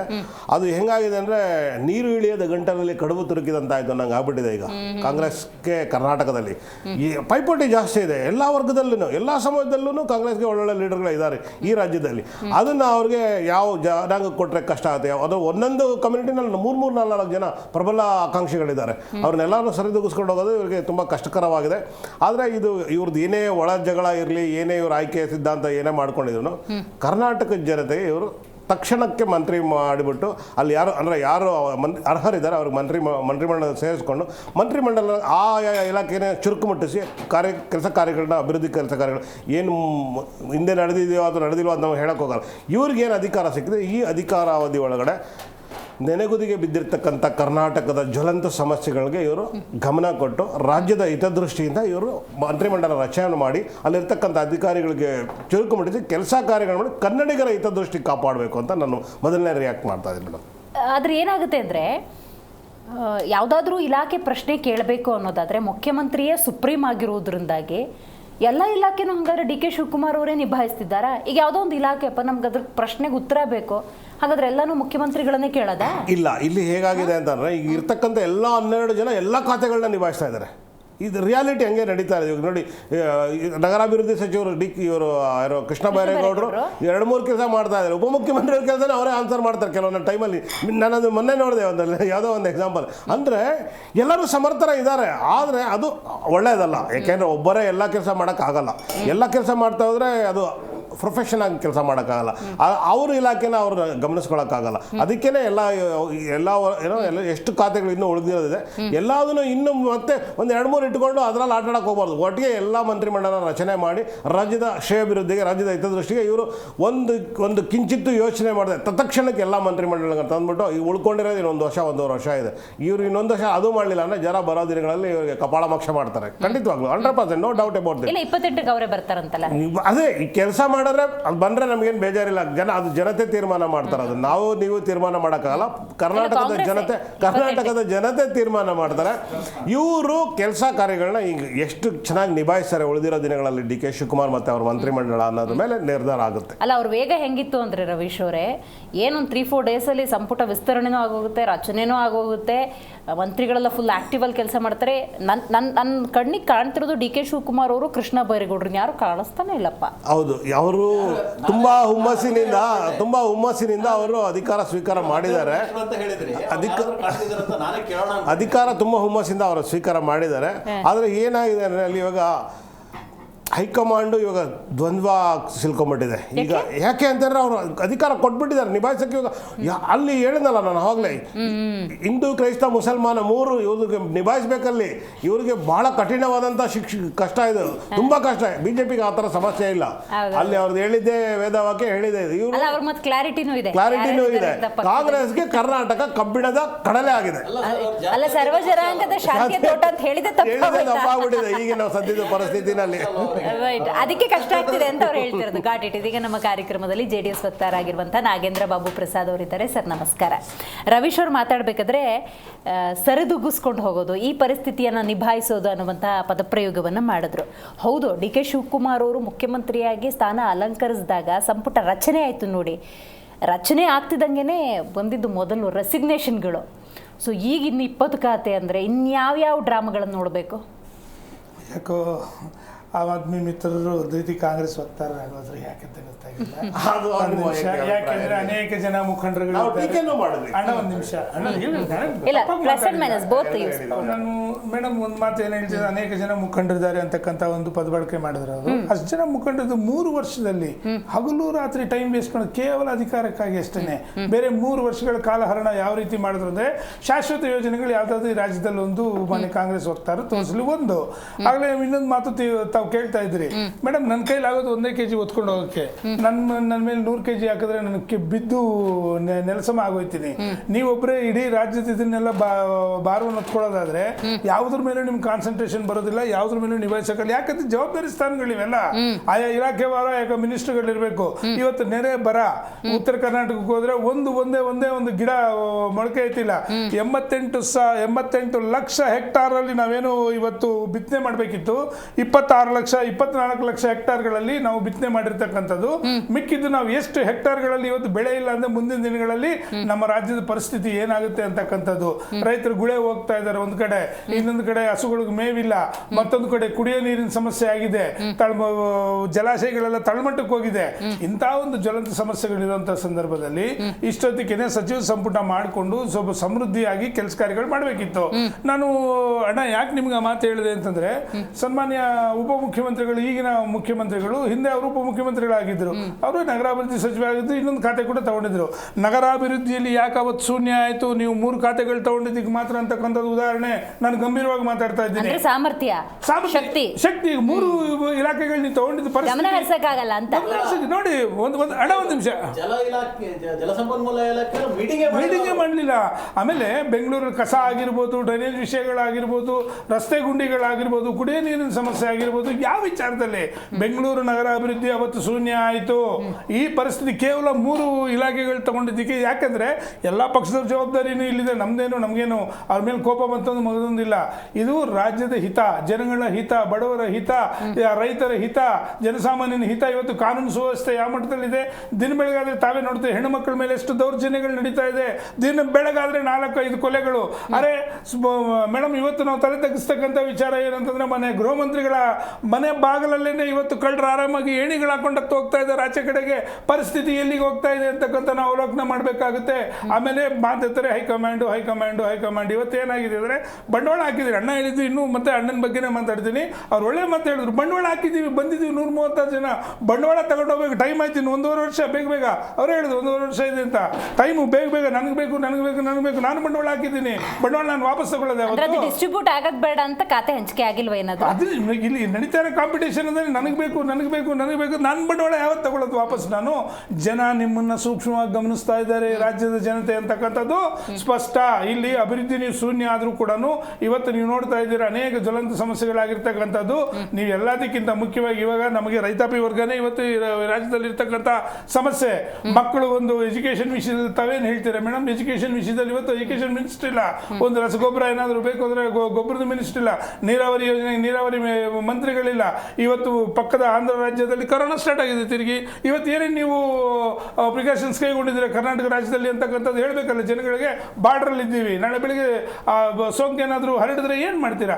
ಇವೆಲ್ಲ ಕೂಡ ಅತಿ ಭಯಂಕರವಾದ ವಿಚಾರಗಳಿರುವಂಥ ಸಂದರ್ಭದಲ್ಲಿ ಇವತ್ತು ರಾಜ್ಯ ಸರ್ಕಾರ ತನ್ನದೇ ಆದಂಥ ಖಾತೆಗಳಿಗಾಗಿ ಸ್ವಲಾಭಕ್ಕಾಗಿ ಇವತ್ತು ಇವರು ಹೋರಾಟ ಮಾಡ್ತಾ ಇದ್ದಾರೆ. ಹೊತ್ತಾಗಲಿ ಯಾವುದೇ ಒಂದು ಇದನ್ನ ಅಭಿವೃದ್ಧಿ ಮಾಡಬೇಕು, ಆ ಇಲಾಖೆ ತಗೊಂಡು ನಾನು ಮಾಡಬೇಕು ಅಂತಕ್ಕಂಥ. ಇನ್ನೊಂದು ಏನಂತ ದುರಂತ, ಮೊನ್ನೆ ಮುಖ್ಯಮಂತ್ರಿಗಳನ್ನ ಮೆಚ್ಚೋದಕ್ಕೆ ಕೆಲವು ಜನ ಕಾಂಪಿಟೇಷನ್ ಮೇಲೆ ಹಂಗೆ ವಿರೋಧ ಪಕ್ಷದವ್ರನ್ನ ನೀವು ಹೆಂಗ್ ಮಾಡಿದ್ರಿ ಏನು CMಗೆ ಇದೇ ಇನ್ನು 4 ದಿನ ಹೋಗಿ ಸಚಿವ ಸಂಪುಟ ವಿಸ್ತೀರ್ಣ ಆಗಲಿ, ಇದೇ ರೀತಿ ಇವ್ರು ಏನಾದ್ರು ಸಪೋರ್ಟ್ ಮಾಡಿದ್ರೆ ನಾನು ಅವತ್ತು ನಿಮ್ಮನ್ನ ಇದೇ ವೇದಿಕೆಯಲ್ಲಿ ಕೇಳ್ತೀನಿ. ಯಾಕೆಂದ್ರೆ ನಾನು ಸಿಕ್ಕಿಲ್ಲ ಸ್ಥಾನಮಾನ, ನಾನು ಯಾಕೆ ಮಾತಾಡಬೇಕು ಅಂತಕ್ಕಂಥದ್ದು. ಮೇಡಮ್, ಒಂದು ಮಾತು ಹೇಳ್ತಿದ್ದೀನಿ, ಜಿಲ್ಲಾ ಉಸ್ತುವಾರಿ ಮಂತ್ರಿಗಳಿದ್ದಾರೆ. ಜಿಲ್ಲಾ ಉಸ್ತುವಾರಿಗಳಲ್ಲಿ ಆಯಾ ಜಿಲ್ಲೆಗಳಲ್ಲಿ ಏನ್ ನಡೀತಾ ಇದೆ, ಏನ್ ಸಮಸ್ಯೆಗಳಿದೆ ಅಂತಕ್ಕಂಥದ್ದು ಯಾವ ಮಟ್ಟಕ್ಕೆ ಹೋಗಿದ್ದಾರೆ ಅಂತಂದ್ರೆ, ಅಯ್ಯೋ ನಮ್ಮನ್ನು ಮಿನಿಸ್ಟರ್ ಮಾಡ್ಲಿ ಬಿಡ್ರಿ, ಎಲ್ಲ 3 ವಿಭಾಗ ಮಾಡಿದ್ದಾರೆ. ಒಂದು ಸೀನಿಯಾರಿಟಿ, ಒಂದು ಅಣ್ಣ ಹೇಳಿದಂಗೆ ಜಾತಿ, ಎರಡನೇದು ಇದು ಎಂತದಪ್ಪ ವರ್ಕ್, ನಾವು ಮಾಡಿರುವಂತ ಕೆಲಸ. 3 ಯಾರಿಗೂ ಇಲ್ಲ. ನೀವು ಮಾಡಿರುವಂತ ಕೆಲಸ ಅಂದಾಗ ಕುಮಾರ್ ಅವರು ಉತ್ತರ ಕೊಡಬೇಕು. ಸಂಪುಟ ವಿಸ್ತರಣೆ ಡಿಲೇ ಆಗ್ತಿದೆ ಅನ್ನೋದನ್ನ ನೀವು ಒಪ್ಕೊಳ್ತೀರಾ ಇಲ್ವಾ ಅನ್ನೋದು ಉತ್ತರ ಕೊಡಬೇಕು. ಸೇಮ್ ಟೈಮ್ ಲಾಸ್ಟ್ ಟೈಮು ಸಂಪುಟ ಪುನರ್ರಚನೆ ಅಂದಾಗ ಏನೋ ಒಂದು ಮಾರ್ಕ್ಸ್ ಕಾರ್ಡ್ ಮಾಡಿದ್ರಿ, ಅದರ ಆಧಾರದಲ್ಲಿ ಏನಾದರೂ ಈ ಸಲ ಏನಾದರೂ ವಿಸ್ತರಣೆ ಆಗುತ್ತಾ ಹೆಂಗೆ, ಅಥವಾ ಮಾರ್ಕ್ಸ್ ಕಾರ್ಡ್ ಮೂಲೆ ಗುಂಪ? ಇಲ್ಲ, ಅವೆಲ್ಲ ಇದ್ದೇ ಇರುತ್ತೆ. ಅವೆಲ್ಲವನ್ನು ಪರಿಗಣನೆಗೆ ತೆಗೆದುಕೊಂಡು ನಮ್ಮ ಪಕ್ಷದ ಉಸ್ತುವಾರಿ ಏನಿದ್ದಾರೆ ಸುರ್ಜೇವಾಲಾ ಸಾಹೇಬರು ಅವೆಲ್ಲವನ್ನು ಪ್ರತಿದಿನ ಪರೀಕ್ಷೆ ಮಾಡ್ತಿರ್ತಾರೆ ಮತ್ತು ಅದ್ರ ಮೇಲೆ ಕಣ್ಣಿಟ್ಟಿರ್ತಾರೆ. ಈಗ ಸಂಪುಟ ವಿಸ್ತರಣೆ ಅಂತ ಬಂದ ತಕ್ಷಣ ಈಗಾಗಲೇ ಡಿಲೇ ಏನಾಗಿಲ್ಲ ಜವಾಬ್ದಾರಿ ನಿರ್ವಹಿಸಿರುವಂತವ್ರು. ಅಲ್ಲ ಡಿಲೇ ಏನಾಗಿಲ್ಲ ಅಲ್ಲ? ಖಂಡಿತ ಡಿಲೇ ಆಗಿದೆ ಅನ್ನೋದು ಕರ್ನಾಟಕ ಜನತೆ ಕಣ್ಣು ಕ್ರಾಸ್ ಅದೇ ಖುಷಿ ಪಡೋದು. ನೋಡಿ So positive. ಈಗ ಅದನ್ನ ವಾಸ್ತವ ಒಪ್ಕೊತಾರೆ. ಈಗ ದಿನ ಮಾಧ್ಯಮದಲ್ಲಿ ನೋಡ್ತಿದ್ದೇವೆ, ಸಂಪುಟ ರಚನೆಯಾಗಿ ಹೊಸ ಸರ್ಕಾರ ಆದ್ರೆ ಬದಲಾವಣೆ ಸರ್ಕಾರ ಬಂದ ಮೇಲೆ ಏನಾಗಿದೆ ಅಂತ ಜನಕ್ಕೆ ಗೊತ್ತೇ ಇದೆ. ಅದು ನಾನು ಸುಳ್ಳು ಹೇಳಿ ಅದು ಮೆಸ್ಪ್ರೈಸ್ ಮಾಡಿ ಅದನ್ನ ಬೇರೆ ತರಹ ಕಲ್ಪನೆನ ಅವ್ರ ತಲೆಗೆ ತುಂಬೋದಕ್ಕಿಂತ ನಡೀತಾ ಇರೋದು ನಿಜ ಇದೆ. ನೀವು ಹೇಳ್ದಂತೆ ಯಾರ್ಯಾರಿಗೆ ಯಾವ್ಯಾವ ಖಾತೆ ಕೊಡಲಾಗಿತ್ತು, ಯಾರ್ಯಾರು ಯಾವ ಸಂದರ್ಭದಲ್ಲಿ ಹೇಗೆ ನಿಭಾಯಿಸಿದ್ದಾರೆ ಎಲ್ಲವನ್ನು ನಮ್ಮ ಪಕ್ಷದ ಹೈಕಮಾಂಡು, ನಮ್ಮ ಪಕ್ಷದ ಅಧ್ಯಕ್ಷರು ನೋಡಿದ್ದಾರೆ. ಅದರ ಆಧಾರದ ಮೇಲೆ ಈಗ ಹಿರಿಯ ಕಿರಿಯ ಯುವ ಹೊಸ ಎಲ್ಲರನ್ನು ಸೇರಿಸ್ಕೊಂಡು ಈಗೇನು 13 ಜನ ಸಂಪುಟ ಇದೆ, ಅದರ ನಂತರ ಇನ್ನು 20 ಜನರಲ್ಲಿ ಯಾರ್ಯಾರನ್ನ ಆಯ್ಕೆ ಮಾಡಬೇಕು ಅನ್ನೋದನ್ನು ಈಗಾಗಲೇ ಒಂದು CM ಅವರು ನನ್ನ ಸಚಿವ ಸಂಪುಟದಲ್ಲಿ, ನನ್ನ ನೇತೃತ್ವದ ಸರ್ಕಾರದಲ್ಲಿ ಕರ್ನಾಟಕ ಜನತೆಯ ಆಶೋತ್ತರಗಳನ್ನು ಈಡೇರಿಸುವಂತೆ ನನ್ನಷ್ಟೇ ಸ್ಪೀಡಾಗಿ ಕೆಲಸ ಮಾಡುವಂಥವ್ರು ಯಾರ್ಯಾರು ಬೇಕು ಅನ್ನೋದನ್ನ ನಿಗದಿ ಮಾಡಿಕೊಂಡು ಅವರೊಂದು ಪಟ್ಟಿ ಸಿದ್ಧ ಮಾಡ್ಕೊಂಡಿದ್ದಾರೆ. ಹೈಕಮಾಂಡು ಆ ಪಟ್ಟಿ ನಮ್ಮ ಮಾಜಿ ಮುಖ್ಯಮಂತ್ರಿಗಳು ಸಿದ್ದರಾಮಯ್ಯನವರು ಕೂಡ ಈ ಸಂದರ್ಭದಲ್ಲಿ ಇದಕ್ಕೆ ಸಂಬಂಧಪಟ್ಟಂತೆ ಏನೇನಾಗಬೇಕು, ಯಾರ್ಯಾರು ಸೇರಿಸ್ಕೊಂಡ್ರೆ ಏನೇನಾಗುತ್ತೆ, ಮುಂದಿನ ಚುನಾವಣೆ ಸಂದರ್ಭದಲ್ಲಿ ನಾವೆಲ್ಲರೂ ಒಗ್ಗಟ್ಟಿನಿಂದ ಒಂದು ಟೀಮ್ ವರ್ಕ್ ಆಗಿ ಕೆಲಸ ಮಾಡಬೇಕು, ಕರ್ನಾಟಕದ ಜನತೆಗೆ ನಾವು ಹೇಳಿರೋ ಮಾತುಗಳನ್ನ ಈಡೇರಿಸಿದ್ದೀವಿ ಅಂತ ಪಣ ತೊಟ್ಟಿರೋದಂಥದನ್ನ ಅದನ್ನ ಮತ್ತೆ ವಾಪಸ್ ನಾವು ಕೇಳಬೇಕು ಕ್ರೆಡಿಟ್ನ ಅನ್ನೋದಾದ್ರೆ ನಮ್ದು ಸಂಪುಟ ಯಾವ ರೀತಿ ಇರಬೇಕು ಅನ್ನೋದು ಕೂಡ ಯೋಚನೆ ಮಾಡಿ ಮಾಡ್ಕೊಂಡಿದ್ದಾರೆ. ಮತ್ತೊಂದು ಡಿ ಕೆ ಶಿವಕುಮಾರ್ ಅವ್ರ ಸ್ಪೀಡ್ ಅಂತ ಹೇಳಿದಕ್ಕೆ ನಂಗೆ ಇನ್ನೊಂದು ಪ್ರಶ್ನೆ ಆಯ್ತು. ಹೇಳಿಮ್ಮ. ಡಿ ಕೆ ಶಿವಕುಮಾರ್ ಅವರ ಸ್ಪೀಡಿಗೆ ಮ್ಯಾಚ್ ಆಗೋ ಸಚಿವರು ಅನ್ನೋದಾದ್ರೆ ಹಲವರು ಹಿರಿಯರನ್ನು ಬಿಡಬೇಕಾಗತ್ತೆ ಏನೋ? ಇಲ್ಲ ಈಗ ಇನ್ನೊಂದು 2-3 ಜನರು ಹಿರಿಯರು 6 ತಿಂಗಳಲ್ಲಿ ಬಿಡದಿನೆಲ್ಲ ನಿರ್ಮಾಣ ಮಾಡಿ ನಾರಾಯಣ ಮಾಡುವ ಸ್ಪೀಡಲ್ಲಿ ಹೋಗ್ತಾ ಇದ್ದಾರೆ. ನೋಡಿ ಸರ್, ನಮ್ಮ ಕನಸು ಕರ್ನಾಟಕದ ಜನತೆಯ ಆಶೋತ್ತರಗಳನ್ನ ಈಡೇರಿಸುವಂಥದ್ದು. ಅವರೇ ನಮ್ಮಿಂದ ನೋಡಿ ನಾನು ಮಧ್ಯದಲ್ಲಿ ಪ್ರವೇಶ ಮಾಡೋದಿಲ್ಲ ಇವತ್ತು ಯಾರು ಮಾತಾಡೋವಾಗ್ಲು, ಯಾಕೆ ಅಂತಂದ್ರೆ ಅದು ಡೆಕೋರಮ್ ಇರ್ಲಿ ಅನ್ನೋ ಕಾರಣಕ್ಕೋಸ್ಕರ. ಅವ್ರು ಪ್ರವೇಶ ಮಾಡಿದ್ರೆ ನಾನೇನು ಮಾಡೋಕ್ಕಾಗಲ್ಲ, ನಾನು ಮಾಡೇ ಮಾಡ್ಬೇಕಾಗತ್ತೆ. ಅದಕ್ಕೆ ನಾವು ನಾನು ಏನು ಹೇಳ್ತಾ ಇದ್ದೇನೆ, ನಮ್ಮ ಕನಸಿನ ಕೂಸ ಅಥವಾ ಇನ್ನೊಬ್ರು ಮಾಡಿದ್ದೋ ಒಟ್ಟಲ್ಲಿ ಕರ್ನಾಟಕ ಜನತೆಗೆ ಹೇಳಿರೋ ಮಾತುಗಳನ್ನ ಈಡೇರಿಸಬೇಕಾಗಿರೋದು ನಮ್ಮ ಕರ್ತವ್ಯ. ಯಾವ್ದ್ಯಾವ್ದು ಹೇಳಿದೀವೋ ಅದು, ಅಥವಾ ಯಾರ್ಯಾರು ಹೇಳಿ ಮಾಡಕ್ಕಾಗದೆ ಬಿಟ್ಟೊಟ್ಟಾಗಿದ್ದಾರೋ ಅದನ್ನು ಕೂಡ ಇನ್ನೂ ಕೂಡ ಅದೇನು ಕಂಪ್ಲೀಟ್ ಆಗಿಲ್ಲ, ಅದನ್ನು ಕಂಪ್ಲೀಟ್ ಮಾಡುವಂಥ ಕೆಲಸ. ನನಗೆ ಅದಕ್ಕೆ MP ಮಾಡಿದ 24 ಗಂಟೆಯಲ್ಲಿ ಮೇಕೆದಾಟು ಪರ್ಮಿಷನ್ ತಂದುಕೊಡ್ತೀವಿ ಅಂತ ಹೇಳಿದ್ರು. 24 ಗಂಟೆಯಲ್ಲೇ 2 ವರ್ಷ ಆಗೇ ಹೋಯ್ತು. ಆಮೇಲೆ ಕಳೆದ 13 ವರ್ಷದಿಂದ ದೇಶದ ಜನ ಭ್ರಮನಿರಸನಾಗಿದ್ದಾರೆ. ಸರ್ಕಾರ ಕೊಳತು ನಾರ್ತಾ ಇದೆ. ಏನ್ರಿ ಮಾತನಾಡ್ತೀರಿ? ಧರ್ಮೇಂದ್ರ ಪ್ರಧಾನ್ 80 ಸಾರಿ ಆಯ್ತಪ್ಪ, 80 ಸಾರಿ ಪೇಪರ್ ಲೀಕ್ಔಟ್ ಆಗಿದೆ, ರಾಜೀನಾಮೆ ಕೊಡಿ ಅಂತ ಈ ದೇಶದ ಹಿರಿಯ ವ್ಯಕ್ತಿ ವಾಂಗ್ಚುಕ್ ಅವರು ಅಲ್ಲಿ ಉಪವಾಸ ಸತ್ಯಾಗ್ರಹದಲ್ಲಿ ಕೂತಿದ್ದಾರೆ. ಅವ್ರ ಕಡೆ ತಿರುಗಿ ನೋಡ್ತಿಲ್ಲ ಕೇಂದ್ರ ಸರ್ಕಾರ. 18 ದಿನವೋ 19 ದಿನವೋ ಆಗ್ತಾ ಇಲ್ಲ. ಆಯ್ತು ಬಿಡಪ್ಪ ನೀವು ಮಧ್ಯದಲ್ಲಿ ಮಾತಾಡ್ಬಿಡಿ. ಆಮೇಲೆ ಕರ್ನಾಟಕದಲ್ಲಿ ಬಿಡಿ ಸರ್, ಆಮೇಲೆ ಕರ್ನಾಟಕದಲ್ಲಿ ವಿಪಕ್ಷ ಇದೆ, ನಾವು ಬಲಿಷ್ಠವಾಗಿ ಕೆಲಸ ಮಾಡ್ತಿದ್ದೀವಿ ಅಂತ ಹೇಳಿದ್ರು. 4 ಬಾಗಿಲಾಗಿದೆ, 5 ಬಾಗಿಲಾಗಿದೆ. ಒಂದು ಪ್ರಹ್ಲಾದ್ ಜೋಶಿ ಟೀಮ್, ಲಿಂಬಾವಳಿ ಟೀಮ್, ಅವರು ಮೈಸೂರಿನ ಪ್ರತಾಪ್ ಸಿಂಹ ಟೀಮ್, BY ಅವ್ರ ಟೀಮ್, ಯತ್ನಾಳ್ ಅವ್ರ ಟೀಮ್, ಹಿಂಗೆ ಎಷ್ಟು ಟೀಮ್ ಇದೆ ಮೇಡಮ್. ಆಮೇಲೆ ಪೇಶ್ವೆಗಳದ್ದು ಒಂದು ಟೀಮ್, ಆಯ್ತು, ಹೀಗೆ ಹಲವಾರು ಟೀಮ್. ಆಮೇಲೆ ಅಲ್ಲಿ ವಿರೋಧ ಪಕ್ಷದ ನಾಯಕರದ್ದು ಒಂದು ಟೀಮ್. ಒಂದ್ ನಿಮಿಷ ನೋಡಿ, ಫಸ್ಟ್ ನೀವೀಗ ಚಳಿಗಾಲ ಆಯ್ತು ಬ್ರದರ್, ನಿಮ್ಗೆ ಹೇಳೋದನ್ನೆಲ್ಲ ನೀವು ಹೇಳಿ ನಿಮ್ಮ ಟೈಮಲ್ಲಿ. ಆಮೇಲೆ ಚಳಿಗಾಲದ ಅಧಿವೇಶನ ಶುರುವಾಗ್ತಿದೆ. ನೀವೇನೇನು ಪ್ರಶ್ನೆಗಳು ಕೇಳ್ತೀವಿ ಅಂತ ಕೇಳ್ತೀರಾ ಅಂತ ಅನ್ನೋದು ಕಾಯ್ಕೊಂಡು ಕೂತಿದೀವಿ. ಮತ್ತೆ ನೀವೇನು ವಿಫಲರಾದ್ರೆ ನಾವು ಜನರ ಮುಂದೆ ಖಂಡಿತವಾಗಿ ಅದನ್ನ ಹೇಳ್ತೇವೆ. ವಿಪಕ್ಷ ನಾಯಕರುಗಳು ಹೌಸಲ್ಲಿ ನಡ್ಕೊಂಡಿದ್ ರೀತಿ, ಈಚೆಗಡೆ ಬಂದು ಬಡ್ಕೋತಾರ ರೀತಿ ಏನು ಅನ್ನೋದನ್ನ ಹೇಳ್ತೇವೆ. ಆಯ್ತಪ್ಪ ಬಿಡಿ. ಆಮೇಲೆ ಎಲ್ಲಾ ಸಚಿವರು ಹೇಳಿ ಸರ್, ಆಯ್ತು ಬಿಡಿ ಸರ್. ಆಮೇಲೆ ಈಗ ಇವ್ರೇನು ಹಳೆ ಶೀಶ ಹೊಸ ನೀರು, ಅಯ್ಯೋ ಹಳೆ ಶೀರ್ಷದಲ್ಲಿ ಇವತ್ತು ಕೊಳ್ತಾಗಿರೋ ನೀರೇ ಕೇಂದ್ರ ಸರ್ಕಾರದಲ್ಲಿ ಅಲ್ಲ ಸರ್, ಯಾರು ಹೇಳ್ತಾರೆ ಮೇಡಮ್ ಇವರು? ಆಯ್ತಪ್ಪ ಆಯ್ತು. ಆಮೇಲೆ ಅಧಿಕಾರಕ್ಕಾಗಿ ಆಯ್ತು ಬಿಡಿ ಸರ್, ಆಯ್ತು ನಿಮ್ಗೆ ಅದನ್ನ ಟೈಮ್ ಬಂದ ನೋಡಿ ಮೇಡಮ್, ನಾವು ಟೈಮ್ ಬಂದಾಗ ಮಾತಾಡಲಿ, ನಾನು ಟೈಮ್ ಆಗ್ತಾ ಬರ್ಕೊಳ್ಳಿ. ಆಮೇಲೆ ಅಧಿಕಾರಕ್ಕಾಗಿ 100 ವರ್ಷದಿಂದ 130 ವರ್ಷದಿಂದ 150 ವರ್ಷದಿಂದ ಅಂತೇನು ಹೇಳಿದ್ರು. ಅಧಿಕಾರಕ್ಕಾಗಿ JDS ಅವರು 50 ವರ್ಷದಿಂದ ಏನೇನು ಮಾಡ್ಕೊಂಡು ಯಾರ್ಯಾರು ತಮ್ಮ ಮನೆಗೆ ಏನೇನು ಮಾಡ್ಕೊಂಡಿದ್ದಾರೆ ಅಂತ ಜಗತ್ತಿಗೆ ಗೊತ್ತಿದೆ ಮೇಡಮ್. ಮೊಸಳೆ ಕಣ್ಣೀರು ಸುರಿಸೋರು ಕರ್ನಾಟಕದ ಜನತೆ ಬಗ್ಗೆ ತಮ್ಮ ಬೇಳೆಕಾಳು ಹೇಗೆ ಬೇಯಿಸ್ಕೊತಾರೆ ಅನ್ನೋದು ಗೊತ್ತಿದೆ. ಆಮೇಲೆ ಸೂಟ್ ಕೇಸ್ ಬಗ್ಗೆ ಪಿರಿಯಾಪಟ್ಟಣದಲ್ಲಿ ನಾನೆಲ್ಲ ಮಾತಾಡಿದ್ದು ಮೇಡಮ್. ಇವತ್ತು ಪಾಪ ಜೈಲಿನಲ್ಲಿದ್ದಾರೆ. ಸೂಟ್ ಕೇಸ್ ಇಲ್ಲ ಅಂದ್ರೆ ನಮ್ಮ ಚಿಕ್ಕಪ್ಪನ ಹತ್ರ ಯಾರು ಏನೋ ಮಾಡೋಕ್ಕಾಗಲ್ಲ ಅಂತಂದ್ರು.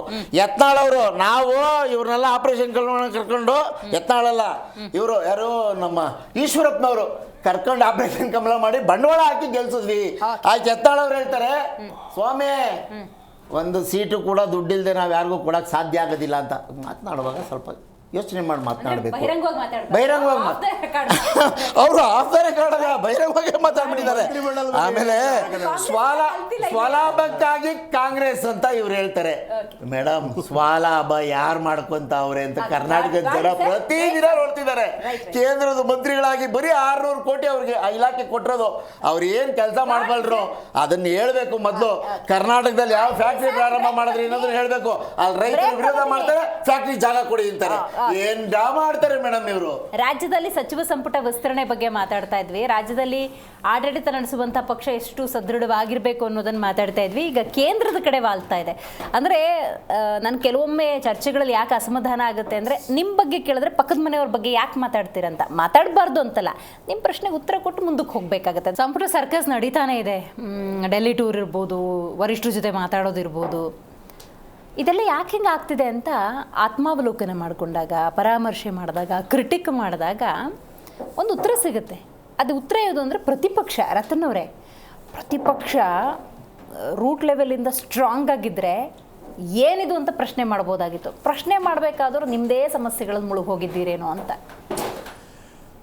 ಇವಾಗ ಈ ಪ್ರಶ್ನೆಗೆ ಉತ್ತರ ಹೆಂಗಾಯ್ತು ಅಂತ ಹೇಳಿದ್ರೆ, ನೀವು ಪ್ರಶ್ನೆನ ಕಾಂಗ್ರೆಸ್ ವಕ್ತಾರರಿಗೆ ಕೇಳಿದ್ರಿ, ಅವ್ರ ಉತ್ತರ ಏನಿತ್ತು ಅಂತ ಹೇಳಿದ್ರೆ, ಕೇಂದ್ರ ಹಂಗೆ ಹಿಂಗೆ ಹಿಂಗೆ ಹಿಂಗೆ ಅಂತ ಹೇಳ್ಕೊಂಡು ಅವರು ಮಧ್ಯ ಮಾತಾಡಬೇಡಿ ಆಯ್ತಾ ಅಂತ ಹೇಳಿದ್ರು. ಅಷ್ಟಕ್ಕೂ ಅವರು ಮಂತ್ರಿಮಂಡಲ ವಿಸ್ತರಣೆ ಯಾಕೆ ಮಾಡಿಲ್ಲ ಅಂತ ಉತ್ತರ ಹೇಳಿಲ್ಲ. ಆ ನಂತರ ವಿರೋಧ ಪಕ್ಷಕ್ಕೆ ಬಂದ್ರು. ವಿರೋಧ ಪಕ್ಷ ಹಂಗೆ, ವಿರೋಧ ಪಕ್ಷ ಹಿಂಗೆ ಅಂತ ಹೇಳ್ಕೊಂಡು 4 ಬಾಗ್ಲು ಅಲ್ಲಿಗೂ ಯಾಕೆ ಇವರು ಮಂತ್ರಿಮಂಡಲ, ನೀವು ಕೇಳಿದ ಪ್ರಶ್ನೆ ಏನು, ಮೂಲಭೂತ ಪ್ರಶ್ನೆ, ಮಂತ್ರಿಮಂಡಲ ವಿಸ್ತರಣೆ ಯಾಕೆ ಮಾಡಿಲ್ಲ ಅಂತ ಕೇಳಿದ್ವಿ. ಅದಾದ ನಂತರ ಇವ್ರ ಹತ್ರ ಬಂದ್ರು, JDS ಹಂಗೆ ಹಿಂಗೆ ಅಂತ ಹೇಳಿದ್ರು. ಅಲ್ಲಿಗೂ what ever it may be ಅವ್ರು ಹೇಳಿದ್ರು ಆಯ್ತಾ. ಅಲ್ಲಿಗೂ ನೀವು ಕೇಳಿದ ಮೂಲಭೂತ ಪ್ರಶ್ನೆ ಏನು, ಯಾಕೆ ಮಂತ್ರಿಮಂಡಲ ವಿಸ್ತರಣೆ ಆಗ್ತಿಲ್ಲ ಅನ್ನೋದ್ರ ಬಗ್ಗೆ ಉತ್ತರ ಕೊಟ್ಟಿಲ್ಲ ಅವರು. ಅಂದ್ರೆ ಮಾಧ್ಯಮ, ಪ್ರತಿಪಕ್ಷ ಯಾವುದೇ ಪ್ರಶ್ನೆ ಕೇಳಿದ್ರು ಉತ್ತರ ಕೊಡಲ್ಲ ಕಾಂಗ್ರೆಸ್ ಅಂತನಾ? Exactly, that's what. ಅವ್ರಿಗೆ ಏನಂದ್ರೆ, ನಾನು ಆವಾಗಲೇ ಹೇಳಿದ್ನಲ್ಲ, ಮಾಧ್ಯಮದ ಮುಂದೆನೇ ಹೋಗಲ್ವಲ್ರಿ ನಿಮ್ ನಾಯಕರು. ಇವತ್ತವರೆಗೂ 13 ವರ್ಷದಲ್ಲಿ ಒಂದೇ ಒಂದು ಪತ್ರಿಕಾಗೋಷ್ಠಿ ಮಾಡಿದ್ರೆ ಹೇಳ್ರಿ, ಮಾಧ್ಯಮದ ಮುಂದೆ ಮಾತಾಡಿರೋದು ಹೇಳ್ರಿ. ಬರೀ ಫೋಟೋ ಶೂಟ್, ಬರೀ ಪ್ರಾಂಪ್ಟರ್ ಇಟ್ಕೊಂಡ್ಬಿಟ್ಟು ಡ್ರಾಮಾ ಮಾಡಿದ್ದನ್ನ ಬಿಟ್ರೆ ಪ್ರತಿದಿನ ಮೇಡಮ್ ನೀವು ಕೇಳಿ ಪ್ರಶ್ನೆ ನಾಯಕ ರಾಹುಲ್ ಗಾಂಧಿ ಕೊಡ್ತಿದ್ದಾರೆ, ಖರ್ಗೆ ಕೊಡ್ತಿದ್ದಾರೆ, ಸೋನಿಯಾ ಗಾಂಧಿ ಕೊಡ್ತಿದ್ದಾರೆ. ಹೇಳ್ರಿ ಅಲ್ಲ, ಹೇಳಿದ್ದು ಅವ್ರು ಕೊಟ್ಟಿಲ್ಲ ಅನ್ನೋದಕ್ಕೆ ಹೇಳಿದ್ದು ಮೇಡಮ್. ಮಧ್ಯಪ್ರವೇಶ ಮಾಡಬಾರ್ದು ಅಂತಿದ್ದೆ, ಅದು ತಡ್ಕೊಳಕ್ಕೆ ಒಂದು ಒಪ್ಪಂದ ಹೇಳಿದ್ರು, ನೀವು ಯಾರು ಮಧ್ಯ ಮಾತಾಡಬಾರ್ದು ಅಂತ ಹೇಳಿದ್ರು. ಅದಕ್ಕೋಸ್ಕರ ನಾವು ಮಾತಾಡಿರ್ಲಿಲ್ಲ. ಇವರು ಇವಾಗ ಅವರೇ ಮುರಿತಾ ಇದ್ದಾರೆ. ನೀವೇನ್ ಕೆಲಸ ಮಾಡಿದ್ರೆ ಕೇಳಿದ್ರೆ ಅದ್ರ ಬಗ್ಗೆ ಮಾತಾಡಲ್ಲ. ನೋಡಿ ಅವ್ರಂಗೆ ಇವ್ರಂಗೆ ಅಂತ ಆಯ್ತಾ. ನೋಡಿ ಮೇಡಮ್, ಕರ್ನಾಟಕ ರಾಜ್ಯದಲ್ಲಿ ಎಲ್ಲ ಕಡೆ ಬರ ತಾಂಡವವಾಡ್ತಾ ಇದೆ. ಈ ಸಲದ ಒಂದು ಮಳೆಯ ಒಂದು ಇದೇನಿದೆ, ರಿಪೋರ್ಟ್ ಏನಿದೆ ಅಂತ ಹೇಳಿದ್ರೆ 40% to 50% ಮಳೆ ಕಮ್ಮಿ ಆಗುತ್ತೆ ಅಂತ. ಆಯ್ತಾ, ಮಳೆ ಕಮ್ಮಿ ಇದೆ ಎಲ್ಲ ಕಡೆ. ಯಾವ ವೈಜ್ಞಾನಿಕ ಕಾರಣಕ್ಕಾಗಿ ಅನ್ನೋದನ್ನ ಹೇಳಿ. ಹೌದು ಸರ್, ವೈಜ್ಞಾನಿಕ ಸರ್, ಮರ ಕಡಿತೀರಲ್ಲ, ಎಲ್ಲೋ ಬಿಹಾರದಲ್ಲಿ 1,000 ಎಕರೆ ಜಮೀನ್ ಕೊಟ್ಟು 1 ಲಕ್ಷ ಮಾವಿನ ಹಣ್ಣಿನ ಮರ ಕಡಿದು ಬಿಟ್ರಲ್ಲ, ಅದ್ರ ಬಗ್ಗೆ ಮಾತಾಡೋಣ. ಅಂಡಮಾನ್ ನಿಕೋಬಾರಲ್ಲಿ ಮಾಡವ್ರಲ್ಲ, ಅದ್ರ ಬಗ್ಗೆನೂ ಮಾತಾಡೋಣ. ಇದೆಲ್ಲ ಏನ್ ಗೊತ್ತಾ, ಏನೋ ಒಂದು ಇದು ತಳಬುಡ ಇಲ್ಲದ ಇದು ವಿಚಾರಗಳು ಮಾತಾಡ್ತಿದ್ದಾರೆ. ಹಿಂಗೆ ಮಾತಾಡೋದಾದ್ರೆ ಅಲ್ಲ, ನೀವು ತಳಬುಡ ಇಲ್ಲದ ಇದು ಮಾತಾಡೋದಾದ್ರೆ ಅವರೇ ಮಾತಾಡ್ಕೊಳ್ಳಿ ಬಿಡಿ, ನಾನು ಸುಮ್ಮನೆ ಕೂತ್ಕೊಂತೀನಿ ಅಷ್ಟೇ. ಸಚಿವ ಸಂಪುಟ ವಿಸ್ತರಣೆ ಅಂದಾಗ ರತನ್ ಅವರೇ, ಫಸ್ಟ್ ಈಗ DK ಶಿವಕುಮಾರ್ ಅವರು CM ಆದ್ಮೇಲೆ ಆ ಸ್ಪೀಡಿಗೆ ಇಮಿಡಿಯೇಟ್ ಆಗಿ ಸಂಪುಟ ವಿಸ್ತರಣೆ ರಚನೆ ಮಾಡ್ಕೋತಾರೆ ಅನ್ನೋ ಮೂಮೆಂಟ್ ಇತ್ತು. ರಾಮಲಿಂಗಾರೆಡ್ಡಿ ಅವರು ಸೆಕೆಂಡ್ ಡೇ ರಾಜೀನಾಮೆ ಕೊಟ್ಬಿಟ್ರು. ಈಗ ಮೂಮೆಂಟ್ ಹೆಂಗಿದೆ ಅಂದರೆ 20ನೇ ತಾರೀಕು ಎಲ್ಲ ಕ್ಲಾರಿಟಿ ಸಿಗುತ್ತೆ. 20 ಇಲಾಖೆಗಳಿಗೆ ಸಚಿವರು ಬಂದು ಕೂರ್ತಾರೆ ಅನ್ನೋ ವಾತಾವರಣ ಇದೆ. ಬಟ್ ಅಲ್ಲಿ ಹೆಂಗಾಗಿದೆ ಅಂದರೆ ರವೀಶ್ ಅವ್ರು ಹೇಳ್ದಂಗೆ ಸಮರ್ಥರ ಸಂಖ್ಯೆನೂ ಜಾಸ್ತಿ ಇದೆ, 3-4 ಬಾರಿ ಶಾಸಕರಾದವ್ರ ಸಂಖ್ಯೆನೂ ಜಾಸ್ತಿ ಇದೆ, ಜಾತಿವಾರು ನೋಡೋದಾದರೆ ಆ ಸಂಖ್ಯೆನೂ ಜಾಸ್ತಿ ಇದೆ. ಅಳ್ದು ತೂಗಿ ನಿರ್ಧಾರ ತೊಗೊಂಡ್ಲಿಲ್ಲ ಅಂದರೆ ಇಲಾಖೆಗಳು ಕೆಲಸ ಮಾಡೋಕ್ಕಾಗಲ್ಲ. ಕಾಂಗ್ರೆಸ್ ಮುಂದಕ್ಕೆ ಬರುತ್ತೋ ಬಿಡಿ, ಇಲಾಖೆಗಳಲ್ಲಿ ಸಚಿವರಾಗಿ ಕೂತ್ಕೊಂಡು ಕೆಲಸ ಆಗಬೇಕಲ್ಲ, ಅದು ಹೆಂಗೆ? ಇಲ್ಲ, ಅದು ಏನಂದರೆ ಇವಾಗ ಹಳಬರು ನಿರೀಕ್ಷೆ ಮಾಡ್ತಾರೆ, ಅದು ಸತ್ಯನೇ. ಹೊಸಬರು ಡಿಮಾಂಡ್ ಮಾಡ್ತಾ ಇದ್ದಾರೆ. ಆನಂತರ ನಿಮಗೆ ಪ್ರಾದೇಶಿಕ ಸಮತೋಲನವನ್ನು ಕಾಪಾಡಬೇಕು, ಜಾತಿ ಸಮೀಕರಣವನ್ನು ನೋಡಬೇಕು, ಅದೆಲ್ಲ ಇದೆ. ಇದೆಲ್ಲಕ್ಕಿಂತ ಜಾಸ್ತಿಯಾಗಿ ಅವ್ರಿಗೆ ತಲೆನೋವಾಗಿರುವಂಥದ್ದು ಸಿದ್ದರಾಮಯ್ಯನವರ ಬಣ. ಹೌದಾ? Yes, absolutely. ಸಿದ್ದರಾಮಯ್ಯನವರ ಬಣದ ಯಾರ್ಯಾರು ಇದಾರೆ ನೋಡಿ, ಅವರನ್ನ ಅಕೊಮಡೇಟ್ ಮಾಡಬೇಕು. ಎಲ್ಲಿ ಮಾಡಬೇಕು? ಒಂದ್ ಕಡೆ ಇವರಿಗೆ ಟೆನ್ಷನ್ ಏನಂತ ಹೇಳಿದ್ರೆ, ಇವ್ರ ಕಡೆಯವರನ್ನೇ ಸೇರ್ಸ್ಕೊಂಡು ಬಿಡಬೇಕು ಅನ್ನುವಂತ ಇವ್ರ ಹಪಾಪಿ ಇವರಿಗಿದೆ. ಅವ್ರನ್ನ ಅಕಸ್ಮಾತ್ ಎಲ್ಲಾದ್ರೂ ಬಿಟ್ರೆ ಶಾಂತಿವನಕ್ಕೆ ಎಲ್ಲಾದ್ರೂ ಹೋದ್ರೆ ಅನ್ನುವಂತ ಭಯ ಬೇರೆ ಅವ್ರಿಗೆಲ್ಲ ಇದೆಯೇನೋ ಗೊತ್ತಿಲ್ಲ ನನಗೆ. ಅರ್ಥ ಆಯ್ತಾ? ಯಾಕಂದ್ರೆ ಸಿದ್ದರಾಮಯ್ಯನವರು ಮಗಮ್ಮಾಗಿದ್ದಾರೆ. ಅವ್ರೇನೋ ಮಾತಾಡ್ತಾ ಇಲ್ಲ, ಏನೂ ಇಲ್ಲ, ಏನು ಅನ್ನುವಂಥದ್ದು. ಸ್ವಾಗತಿಸಿ ಅದನ್ನ, ಅವ್ರ ಪಾಡಿಗೆ ಅವ್ರು ಇದ್ದಾರೆ. ನಮಗಲ್ಲ, ನಾವೇನು ಸ್ವಾಗತಿಸೋದು? ಅಲ್ಲ, ಟೀಕೆ ಬೇಡ ಅಂತ.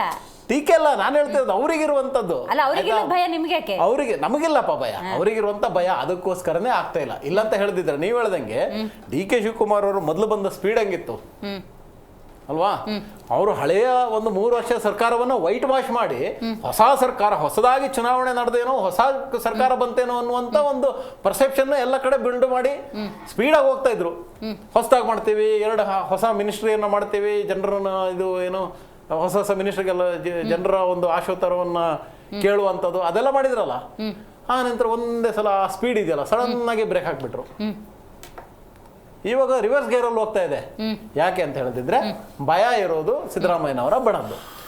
ಹಾ, ಅಷ್ಟೇ ಅಲ್ಲ, ಇನ್ನು ಹಳೆ ಮಿನಿಸ್ಟರ್ ಒಂದಿಷ್ಟು ಜನ ಇವ್ರು ಬಿಟ್ಟಿದಾರಲ್ಲ, ಇವಾಗ ಅವ್ರನ್ನ ಅಕೊಮಡೇಟ್ ಮಾಡಬೇಕಾ, ಹೊಸಬ್ರನ್ನ ತರಬೇಕಾ ಅನ್ನುವಂತ ಕನ್ಫ್ಯೂಷನ್ ಕೂಡ ಇದೆ. ಅಲ್ಲ, ಭಯ ಏನೋ ಅವಧಿ ಏನು ಸಿಕ್ಕಾಪಟ್ಟೆ ಇದೆಯಾ? ಅಲ್ಲ, ಕರೆಕ್ಟು. ಅದು ಡಿ.ಕೆ. ಶಿವಕುಮಾರ್ ಅವರಿಗೆ ಓಕೆ 2 ವರ್ಷ. ಬಟ್ ಇವ್ರದೊಂದು ಹೈಕಮಾಂಡ್ ಇದೆಯಲ್ವಾ, ಅವರು ಕೂಡ ಯೋಚನೆ ಮಾಡ್ತಿದ್ದಾರೆ, ಮಾಡಬೇಕಾ, ಮುಂದೆ ಹೋಗ್ಬೇಕಾ, ಬೇಡವಾ ಅನ್ನೋಂತ. ಈ ಒಂದು ಕನ್ಫ್ಯೂಷನ್ ಅಲ್ಲಿ ನಿಜವಾಗ್ಲೂ ಪ್ರಾಬ್ಲಮ್ ಆಗ್ತಿರುವಂಥದ್ದು ಈ ರಾಜ್ಯಕ್ಕೆ. 3 ವರ್ಷ ಇವ್ರದ್ದು ಸರ್ಕಾರ ಎಂತೂ ಶೂನ್ಯ ಅಭಿವೃದ್ಧಿ ಸರ್ಕಾರ ಆಯ್ತು. ಇವಾಗ ಅದು ಕಂಟಿನ್ಯೂ ಆಗಿದೆ. ನಾನು ಆವಾಗಲೇ ಹೇಳಿದೆ, ರಾಜ್ಯದಲ್ಲಿ ರೈತರಿಗೆ ಬಿತ್ತನೆಗೆ ಮಾಡೋಕೆ ಆಗ್ತಾ ಇಲ್ಲ, ಬರ ಎಲ್ಲ ಕಡೆ ಬರ ತಾಂಡವಾಡ್ತಾ ಇದೆ. ಆದ್ರೂ ಪ್ರತಿಪಕ್ಷವಾಗಿ ರತನ್ ಅವರೇ ಇರಿ ಮೇಡಮ್, ಮಧ್ಯೆ ಅಲ್ಲಿ ಬರಬೇಡಿ. ಪ್ರಶ್ನೆ ಸೆಪರೇಟ್ ಪ್ರಶ್ನೆ ಕೇಳಿ, ಸೆಪರೇಟ್ ಪ್ರಶ್ನೆ ಕೇಳಿ, ಆವಾಗ ನಾನು ಹೇಳ್ತೀನಿ. ಯಾಕಂದ್ರೆ ಇದು ನಾನು ಹೇಳ್ತಿರೋ ವಿಷಯ ತಪ್ಪಿ ಹೋಗ್ಬಿಡುತ್ತೆ. ಬರ ತಾಂಡವಾಡ್ತಿದೆ. ಇವರು ಎಲ್ಲ ಕಡೆ ಇದು ಇರುವ ಮಿನಿಸ್ಟರ್ಗಳಾದ್ರೂ ಕೂಡ ಜಿಲ್ಲಾವಾರು ಪ್ರವಾಸ ಮಾಡ್ಬೇಕು ತಾನೆ. ಪ್ರವಾಸ ಮಾಡಿ ಎಷ್ಟು ಜಿಲ್ಲೆಯಲ್ಲಿ ಬರ ಆಗಿದೆ ಅನ್ನುವಂತ ರಿಪೋರ್ಟ್ ಮಾಡ್ಬೇಕು ತಾನೆ. ರಿಪೋರ್ಟ್ ಮಾಡಿ ಕೇಂದ್ರ ಕೊಡ್ಬೇಕು ತಾನೆ. ಇವ್ರು ಅದನ್ನೆಲ್ಲ ಮಾಡೋದು ಬಿಟ್ಟು ಇವ್ರು ಹೇಳ್ತಾರೆ ಕೇಂದ್ರದಿಂದ ಬರಬೇಕು ದುಡ್ಡು. ಕೇಂದ್ರದಿಂದ ಹೆಂಗ್ ಬರುತ್ತೆ? ನೀವು ರಿಪೋರ್ಟೇ ಮಾಡಿಲ್ಲ, ನೀವು ಪ್ರವಾಸನೇ ಮಾಡ್ತಾ ಇಲ್ಲ ಅಂತ ಹೇಳಿದಿದ್ರೆ ಕೇಂದ್ರದಿಂದ ಹೆಂಗ್ ರಿಪೋರ್ಟ್ ಬರುತ್ತೆ? ಇವ್ರು ಹೇಳಿದ್ರಲ್ಲ ಹಂಗೇನೆ, ಕೇಂದ್ರ ಕೇಂದ್ರ ಕೇಂದ್ರ ಅಂತ ಇದ್ದಾರೆ, ಕೇಂದ್ರದ ಭಜನೆ ಮಾಡ್ತಾ ಇದ್ದಾರೆ. ಮಾಡ್ಬೇಕಾಗಿರುವಂತ ಕೆಲಸ ಇವಾಗ ಗ್ಯಾರಂಟಿ ಸ್ಕೀಮನ್ನು ನಿಲ್ಲಿಸ್ಬಿಟ್ಟಿದ್ದಾರೆ. ಅದೇನೋ ಹೊಸದಾಗಿ ಏನೋ ಮಾಡ್ತಾರಂತೆ. ಅದು ಟೈಮ್ ಕಿಲ್ಲಿಂಗ್, ಇದು ಟ್ಯಾಕ್ಟಿಕ್ಸ್ ಅಷ್ಟೇ. ಈ ಡಾಕ್ಯುಮೆಂಟ್ ಬೇಕು, ಆ ಡಾಕ್ಯುಮೆಂಟ್, ಹೊಸ ಕ್ಯಾಸ್ಟ್ ಸರ್ಟಿಫಿಕೇಟ್, ಅದು ಇದೆಲ್ಲ ಮಾಡ್ತಿದಾರಲ್ಲ, ಪರಿಷ್ಕರಣೆ ಅಂತ ಇದೆಯಲ್ಲ, ಟೈಮ್ ಕಿಲ್ಲಿಂಗ್ ಅಷ್ಟೇ. ಅದು ಇನ್ನೂ 1-3-4 ತಿಂಗಳು ಹೋಗ್ಲಿ ಅಂತ ಹೇಳ್ಕೊಂಡು ಟೈಮ್ ಕಿಲ್ ಮಾಡ್ತಾ ಇದ್ದಾರೆ. ಗ್ಯಾರಂಟಿ ಕೊಡ್ತಾ ಇಲ್ಲ. ಆಯ್ತಾ? ಕಾನೂನು ಸುವ್ಯವಸ್ಥೆ ನಿಮ್ಗೆ ಗೊತ್ತಿದೆ ಹೆಂಗಾಗೋಗಿದೆ ಅಂತ ಹೇಳಿ. ಆದ್ರಿಂದಾಗಿ ಎಲ್ಲೋ ಒಂದ್ ಕಡೆ ಈ ಸರ್ಕಾರ ಹಳೆಯ ಸರ್ಕಾರ ತರನೇ ನಿಷ್ಕ್ರಿಯವಾಗಿ ಮುಂದುವರಿತಿದೆ ಬಿಟ್ರೆ, ಎಲ್ಲೋ ಒಂದ್ ಕಡೆ ಡಿ.ಕೆ. ಶಿವಕುಮಾರ್ ಅವರು ಕೂಡ ಅವರು ಕನ್ಫ್ಯೂಷನ್ ಅಲ್ಲಿ ಕೂತ್ಕೊಂಡಿದ್ದಾರೆ. ರಾಜ್ಯದ ಜನತೆಗೆ ಇದು ಬಹಳ ಕಷ್ಟದ ಇದು ಪರಿಸ್ಥಿತಿ ಅಂತ ಹೇಳಿ ರತನ್ ಅವ್ರು ಹೇಳಿದ ಪಾಯಿಂಟ್ಸ್ ನಾವು ಇಲ್ಲಿ ಹೈಲೈಟ್ ಮಾಡೋದಾದ್ರೆ, ಕಾಂಗ್ರೆಸ್ಗೆ ಅಪಾಯಕಾರಿ ಅದು. ಮೇಡಮ್, ಇವರು ಏನು ಮಾಡಬೇಕೀಗ ಅಂದರೆ, ಯಾರು ಕ್ರಿಯಾಶೀಲ ವ್ಯಕ್ತಿಗಳಿದ್ದಾರೆ ಈಗ ರಾಜ್ಯದಲ್ಲಿ, ಯುವಕರು ಯಾರಿದ್ದಾರೆ ಸ್ವಲ್ಪ ಗೆದ್ದಿರೋರು, 2 ಸಾರಿ ಅಥವಾ 1 ಸಾರಿ ಆಗಿರ್ಬೋದು, ಯಾರಿಗೆ ಬದ್ಧತೆ ಇದೆ ಅಂಥವ್ರನ್ನ ಇವರು ಆಯ್ಕೆ ಮಾಡಿ ಮಂತ್ರಿಗಳನ್ನಾಗಿ ಮಾಡಬೇಕು. ಯಾಕಂದರೆ ಕಾಂಗ್ರೆಸ್ ಇರ್ಬೋದು, BJP ಅಲ್ಟಿಮೇಟಾಗಿ ಅವ್ರು ಕರ್ನಾಟಕಕ್ಕೆ ಕೆಲಸ ಮಾಡೋ ಅಂಥ ಮಂತ್ರಿಗಳಾಗಿರ್ತಾರೆ. ಅದು ಬಿಟ್ಬಿಟ್ಟು ಇವರು ವಂಶಪಾರಂಪರವಾಗಿ ಇಟ್ಕೊಂಡು ಅವ್ರಿಗೆ 80 ವರ್ಷ ಆಗಿರೋ ಅವ್ರನ್ನೇ ಮಂತ್ರಿ ಮಾಡಿಕೊಂಡು 10 ಸರಿ 3 ಸರಿ ಗೆದ್ದಿರೋ 4 ಸರಿ ಗೆದ್ದಿರೋ ಬೇರೆ ಬೇರೆ ನಾಯಕರುಗಳಿಗೆ ಅವಕಾಶ ಕೊಡದೆ ಅವರು ಸತಾಯಿಸ್ಕೊಂಡು ಮಾಡ್ತಾ ಇರೋದು ಬಿಟ್ಬಿಟ್ಟು ಹೊಸಬರಿಗೆ, ಕ್ರಿಯಾಶೀಲ ವ್ಯಕ್ತಿಗಳಿಗೆ, ಜನರ ಪರವಾಗಿ ಕೆಲಸ ಮಾಡೋವಂಥ ವ್ಯಕ್ತಿಗಳನ್ನ ಇವರು ಆಯ್ಕೆ ಮಾಡಬೇಕು. ಯಾವುದೇ ಜಾತಿ ಯಾವುದೇ ಧರ್ಮದವರಿರಲಿ, ಅವರು ಯಾರು ಸಮಾಜಕ್ಕೆ ಕೆಲಸ ಮಾಡ್ತಾರೆ ಅಂಥವ್ರು. ಅದು ಬಿಟ್ಬಿಟ್ಟು ಇವ್ರು ಏನು ಮಾಡ್ತಾರೆ ಅಂದರೆ, ಬರೀ ಹಳೆ ತಲೆಗಳನ್ನ ಹಿಡ್ಕೊಂಡು ಕೆಲಸ ಮಾಡ್ತಾರೆ. ಇವಾಗ ಬೇಕಾಗಿಲ್ಲ. ಹೆಂಗೆ ಡಿ ಕೆ ಶಿವಕುಮಾರ್ ಸ್ಪೀಡಾಗಿ ಹೋಗ್ತಾ ಇದ್ದಾರೆ ಅಂತ ಅವ್ರು ಅಂದ್ಕೊಂಡಿದ್ದಾರೆ, ಅದಕ್ಕೆ ಸ್ಪೀಡಾಗಿ ಸ್ಪಂದಿಸುವಂಥವ್ರನ್ನೇ ಮಾಡಬೇಕು. ಅಲ್ಟಿಮೇಟಾಗಿ ನಮ್ಮ ಕರ್ನಾಟಕ ಒಳ್ಳೇದಾಗಬೇಕು. ಬಿಟ್ಟರೆ ಇವ್ರದ್ದು ಏನು ಮಾಡ್ಕೊಂಡಿದ್ದಾರೆ ಅಂದರೆ, ಅದು ATM ಮಾಡ್ಕೊಳ್ಬಾರ್ದು ಕರ್ನಾಟಕನ. ATM ಹೌದು, ಅದು ನಿಜಾನೇ. ಅದು ATM ಮಾಡ್ಕೋಬಾರ್ದು ಕರ್ನಾಟಕನ. ಈಗ ಉಳಿದಿರೋದು ಕರ್ನಾಟಕ ಒಂದೇ ಕಾಂಗ್ರೆಸ್ಗೆ. ದೇಶದಲ್ಲಿ ಕಾಂಗ್ರೆಸ್ ಇರೋದು ಕರ್ನಾಟಕದಲ್ಲಿ ಅನ್ನೋದಾದ್ರೆ ಕರ್ನಾಟಕವೇ ಹೈಕಮಾಂಡ್ ಥರ ಕಾಣಿಸ್ತಿತ್ತು. ಇಲ್ಲೂ ವೀಕ್ ಆಗಿಬಿಟ್ರೆ ದೇಶದಲ್ಲಿ ಕಾಂಗ್ರೆಸ್ನ ಪರಿಸ್ಥಿತಿ? ಮೇಡಮ್, ಸಿದ್ದರಾಮಯ್ಯ ಅವರು ಇರೋವರೆಗೂ ಕರ್ನಾಟಕನೇ ಕಾಂಗ್ರೆಸ್ ಹೈಕಮಾಂಡ್ ಥರ ಇತ್ತು. ಸಿದ್ದರಾಮಯ್ಯನೇ ಹೈಕಮಾಂಡ್ ಇರೋ ಥರ ಇತ್ತು. ಬಟ್ ಈಗ ಡಿ ಕೆ ಶಿವಕುಮಾರ್ ಅವರು ಸಿದ್ದರಾಮಯ್ಯ ಅವರು ಅಷ್ಟು ಪ್ರಬಲರಾಗಿಲ್ಲ. ಅದರಲ್ಲಿ ಎರಡು ಮಾತೇ ಇಲ್ಲ. ಅದು open truth, everybody knows that. ಇಲ್ಲಾಂದ್ರೆ ಇಷ್ಟೊತ್ತಿಗೆ ಮಂತ್ರಿಮಂಡಲ ರಚನೆ ಮಾಡಬೇಕಿತ್ತು. ಹೇಳ್ಬೋದಿತ್ತು ಹೈಕಮಾಂಡ್, ಸರ್ ನಾನು ಕರ್ನಾಟಕದ ಜನ ನಮಗೆ ಚೀಮಾರಿ ಆಗ್ತಾ ಇದ್ದಾರೆ, ನಾವು ಮಂತ್ರಿಮಂಡಲ ರಚನೆ ಮಾಡಲಿಲ್ಲ ಅಂದರೆ ಕೆಲಸ ಕಾರ್ಯಗಳು, ಅಭಿವೃದ್ಧಿ ಕೆಲಸಗಳೆಲ್ಲ ನಿಂತ್ಕೊಂಡೋಗಿದೆ. ಈಗ ಬೆಂಗಳೂರು ಈಗ ಒಬ್ಬರೇ ಯಾರೋ ಇಡೀ ಕರ್ನಾಟಕದಲ್ಲಿ ಒಬ್ಬರೇ ಕೆಲಸ ಮಾಡ್ತಾರೆ. ಯಾರು ಅಂದರೆ ಕೃಷ್ಣ ಬೈರೇಗೌಡರು. ಅದು ಎಲ್ರಿಗೂ ಗೊತ್ತಿದೆ, ಅದನ್ನು ಒಪ್ಕೊಳ್ಳೇಬೇಕು. ಮಿಕ್ಕಿದವ್ರು ಯಾರು ಏನೇನು ಕೆಲಸ ಮಾಡ್ತಾ ಇರೋದು ಯಾರಿಗೂ ಗೊತ್ತಿಲ್ಲ. ಅದಕ್ಕೆ ಆ್ಯಕ್ಚುಲಿ ಕರ್ನಾಟಕದ ಜನತೆ ಅವ್ರನ್ನ ಚೀಮಾರಿ ಯಾಕೆ ಆಗ್ತಾರೆ? ಈಗ ಅಷ್ಟು ನಿಮಗೆ ಬಹುಮತ ಕೊಟ್ಟು, ಭರ್ಜರಿ ಬಹುಮತ ಕೊಟ್ಬಿಟ್ಟು ನೀವು, ಖಂಡಿತವಾಗ್ಲೂ ಅಪಮಾನನೇ ಇದು. ಕನ್ನಡಿಗರು ಮಾಡೋ ಅಪಮಾನ ಇದು. ಆ್ಯಕ್ಚುಲಿ ಅವ್ರಿಗೂ ರಾಜ್ಯಕ್ಕೂ ಅಪಮಾನ ಮತ್ತು ಅವ್ರ ಪಕ್ಷಕ್ಕೂ ಅವಮಾನನೇ ಅದು ಮಾಡ್ಕೋತಾ ಇರೋದು. ಇಷ್ಟು ಭಾರಿ ಬಹುಮತ ಕೊಟ್ಬಿಟ್ಟು ನಿಮಗೆ 30 ಜನ ಮಂತ್ರಿಗಳು ಮಾಡೋಕ್ಕಾಗಿಲ್ಲ ಅಂದರೆ ಇದು ಎಂಥ ನಾಚಿಕೆಗೇಡಿನ ಸಂಗತಿ. ಆ್ಯಕ್ಚುಲಿ ಇಷ್ಟೆಲ್ಲ ಇದು, ಅದು ಏನು ಭಯಂಕರ ಒಬ್ರಿಗಿಂತ ಒಬ್ರು ನಾಯಕರು ಇಟ್ಕೊಂಡು ಆದರೆ ಇವರು ಸಮರ್ಥವಾಗಿ ನಡೆಸಬೇಕು. ಇವಾಗ ಹೈಕಮಾಂಡ್ ಇದ್ರ ಬಗ್ಗೆ ಚಿಂತನೆ ಮಾಡಬೇಕು. ತಕ್ಷಣಕ್ಕೆ ಮಂತ್ರಿಮಂಡಲ ರಚನೆ ಮಾಡೋಕ್ಕೆ ಮುಖ್ಯಮಂತ್ರಿಗಳಿಗೆ ಅವಕಾಶ ಮಾಡಿಕೊಡ್ಬೇಕು. ಬಾಬು ಸರ್, ನೀವು ಹೇಳಬೇಕು, ಫುಟ್ಪಾತ್ ತೆರವು ಈ ವಿಚಾರದಲ್ಲಿ, ಬಿಡದಿ ವಿಚಾರದಲ್ಲಿ ನಿರ್ದಾಕ್ಷಿಣ್ಯ ಧೋರಣೆಯನ್ನು ಅನುಸರಿಸ್ತಾ ಇರೋದ್ರಿಂದಾಗಿ ಆಗಲೇ ಒಂದು ಅಸಮಾಧಾನ ಇದೆ. ಇಲಾಖಾವಾರು ಸಚಿವರು ಇದ್ದಾಗ, ಅಲ್ಲಿ ಅಧಿಕಾರಿಗಳು ಕೆಲಸ ಮಾಡಿದಾಗ ಜನಕ್ಕೆ ನಮ್ಮ ಪ್ರಶ್ನೆ ಕೇಳಕ್ಕೆ ಒಬ್ಬರ ಹತ್ರ ಹೋಗ್ಬೋದಪ್ಪ ಅನ್ನುವಂಥ ಭಾವನೆ ಇರುತ್ತೆ. ಒಂದು ಕಡೆ ನಿರ್ದಾಕ್ಷಿಣ್ಯ ಧೋರಣೆ, ಮತ್ತೊಂದು ಕಡೆ ಸಂಪುಟ ಇಲ್ಲದೆ ಇರೋದು ಎಷ್ಟು ಅಪಾಯಕಾರಿ. ಜನಕ್ಕೆ ಎಲ್ಲಿ ಹೋಗಿ ಯಾರನ್ನು ಕೇಳೋದಪ್ಪ ಅನ್ನುವಂಥ ವಾತಾವರಣ ಇಲ್ವಾ ಹಂಗಾದ್ರೆ? ನಿಮಗೆ ಅನೇಕ ಸಂದರ್ಭಗಳಲ್ಲಿ ತಮ್ಮ ಮಾಧ್ಯಮದಲ್ಲಿ ಒಂದು ಮಾತನ್ನು ಸ್ಪಷ್ಟವಾಗಿ ಹೇಳಿದ್ದೀನಿ. ಕಾಂಗ್ರೆಸ್ಸನ್ನು ದ್ವಂದ್ವ ನಿಲುವು ಅಂತಕ್ಕಂಥದ್ದು ಯಾವಾಗಲೂ ಕೂಡ ನಾನು ಹೇಳಿರ್ತೀನಿ. ನೀವು ಫಸ್ಟು ಬಿಡದಿದ್ದು ಕೇಳಿದ್ದೀರಾ. 2006ನೇ ಇಸ್ವಿಲಿ ಒಂದೇ ಲೈನಲ್ಲಿ ಹೇಳ್ಬಿಡ್ತೀವಿ. 2006ನೇ ಇಸ್ವಿಲಿ ಅಂದಿನ ಒಂದು ಇವರ ರಾಷ್ಟ್ರೀಯ ಅಧ್ಯಕ್ಷರಾದಂಥ ಖರ್ಗೆ ಅವರೇ ಅವತ್ತು ವಿರೋಧ ಪಕ್ಷದ ನಾಯಕರಾಗಿದ್ದು, ಪ್ರಬಲವಾಗಿ ಅವರೇನೇ ಒಂದು ಸಮಿತಿ ರಚನೆ ಮಾಡಿಸಿ ಇವತ್ತು HK ಪಾಟೀಲ್ ಕೂಡ ಬದುಕಿದ್ದಾರೆ. ಅವರು ಕೂಡ ಎದುರುಗಡೆ ಅವರೇ ಸತ್ಯಶೋಧನಾ ಸಮಿತಿ ಕೊಟ್ಟರು. ಪ್ರಬಲವಾಗಿ ಇವರೆಲ್ಲ ಸೇರಿ ಯಾರ್ಯಾರು ನಮ್ಮ ಸಿದ್ದರಾಮಯ್ಯನವರು ವಿರೋಧ ಮಾಡಿದ್ರು, ಡಿ ಕೆ ಶಿವಕುಮಾರ್ ವಿರೋಧ ಮಾಡಿದ್ರು, ಸಿದ್ದರಾಮಯ್ಯನವರು ಮತ್ತು ಇವರು ಯಾರಪ್ಪ ಖರ್ಗೆ ಅವರು ಕೂಡ ವಿರೋಧ ಮಾಡಿದ್ರು. ನಿಮ್ಮಲ್ಲಿ ದ್ವಂದ್ವ ನಿಲುವು ಅಂತಕ್ಕಂಥದ್ದನ್ನು ನಿಮ್ಮ ರಾಷ್ಟ್ರೀಯ ಅಧ್ಯಕ್ಷರ ಹೇಳಿಕೆ ಒಂದು ಯಾವುದೇ ಕಾರಣಕ್ಕೂ ಇಲ್ಲಿ ಜನಗಳಿಗೆ ತೊಂದರೆ ಕೊಡಬಾರ್ದು, ನಾವು ಹಸಿರು ಹೋಗಬಾರ್ದು, ಹಸಿರಾಗಿರಬೇಕು, ಎಲ್ಲ ರೀತಿ ಹೇಳಿದವರು ನೀವು.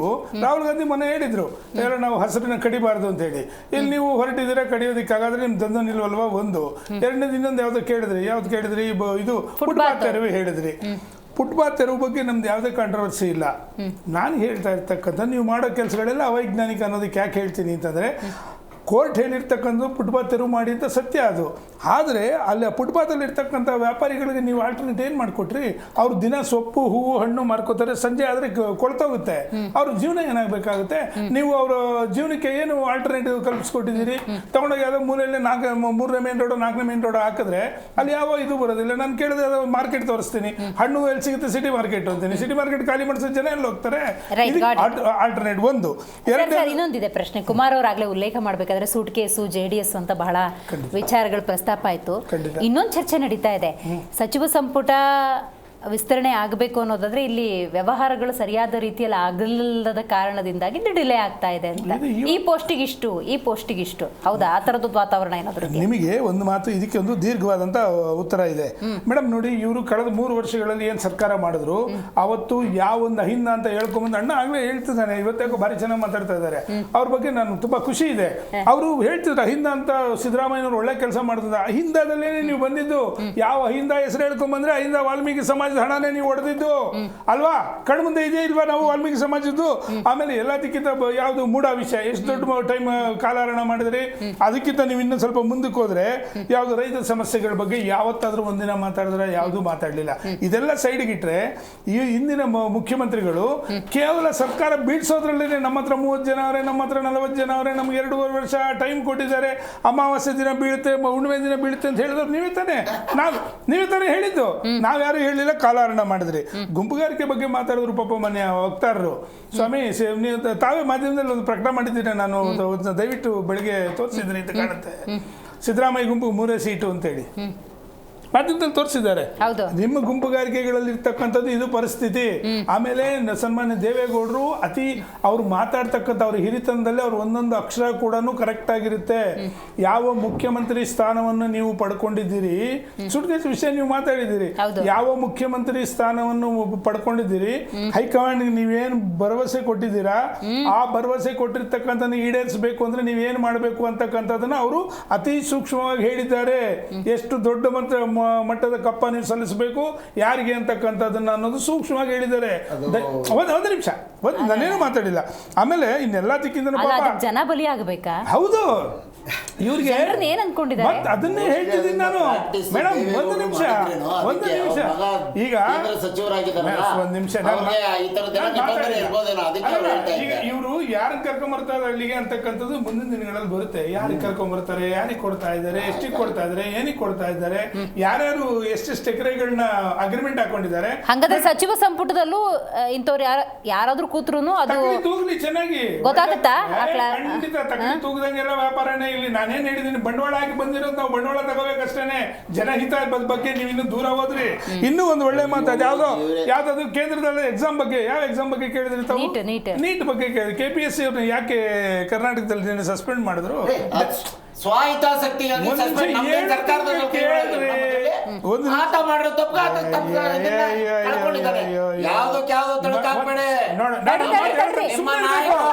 ಒಂದು ಮಾತಾಡಿಲ್ಲ. ನೀಟ್ ಎಕ್ಸಾಮ್ ಮಕ್ಕಳಿಗೆ ಅಷ್ಟು ತೊಂದರೆ ಆಯ್ತು, ನಿಮ್ ನಾಯಕ ಮಾತಾಡಲಿಲ್ಲ. ನಿಮ್ ಡಬಲ್ ಸ್ಟ್ಯಾಂಡರ್ಡ್ ಏನು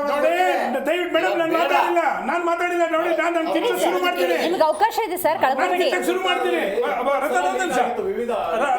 ಅಲ್ಲ, ಲೀಕ್ ಆಗೋದೇನು ಹೆಚ್ಚುಗಾರಿಕೆನ ಆಗ್ದಿರ ನೀವು ಮಾಡ್ಬೇಕು, ಇವರು ಮಾಡ್ಬೇಕು. ಇವರು ಅವ್ರ ಸತಿ 20 ಆಗಿತ್ತು, ನಮ್ ಸತಿ 12 ಅಂದ್ರೆ ಯಾವ ನ್ಯಾಯ ಇದು? ಇರಿ ಸರ್, ಇರಿ.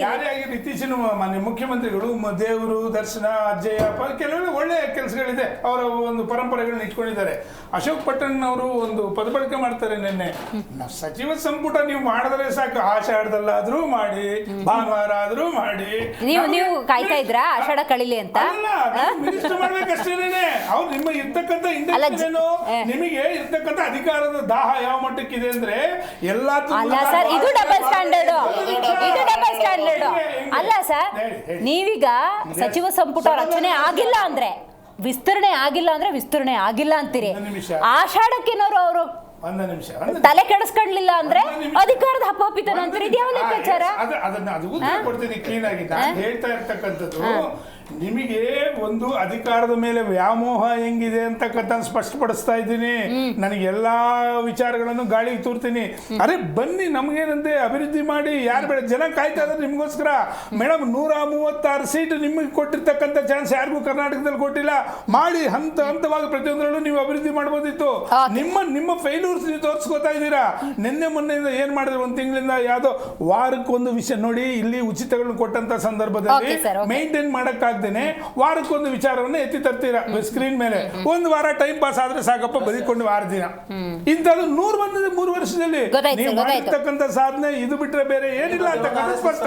ರೈಟ್. ಕುಮಾರ್ ಅವರು ನೀವು ಹೇಳಬೇಕು, ಹೊಸ ಮುಖಗಳಿಗೆ ಅವಕಾಶ ಸಚಿವ ಸಂಪುಟದಲ್ಲಿ ಸಿಗಬಹುದಾ? ಖಂಡಿತವಾಗಿ ಸಿಗುತ್ತೆ. ಹೌದಾ? ಖಂಡಿತ ಅವಕಾಶ ಕೊಡ್ತೇವೆ. ಸೇಮ್ ಟೈಮ್ ಇವರೇನು ಆಪಾದನೆಗಳು ಮಾಡ್ತಿದ್ದಾರೆ.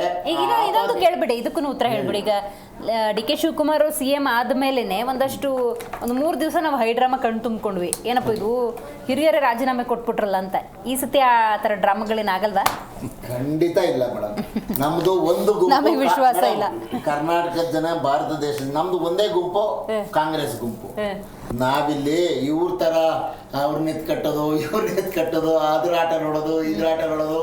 ಅಮ್ಮನಿಗೆ ಬರ್ಲಿಲ್ಲ ಅಂದ್ರೆ ಪೇಮೆಂಟು ಇನ್ನೊಂದು ಕತೆ, ಮಗಳಿಗೆ ಬರ್ಲಿಲ್ಲ ಅಂದ್ರೆ ಇನ್ನೊಂದು ಕತೆ, ಮೊಮ್ಮಗನಿಗೆ. ನೀವು ಕಾಂಗ್ರೆಸ್ ಅವರಲ್ಲ ರೀ, ನೀವು ಮಾತಾಡ್ತಾ ಇದ್ದೀರಾ.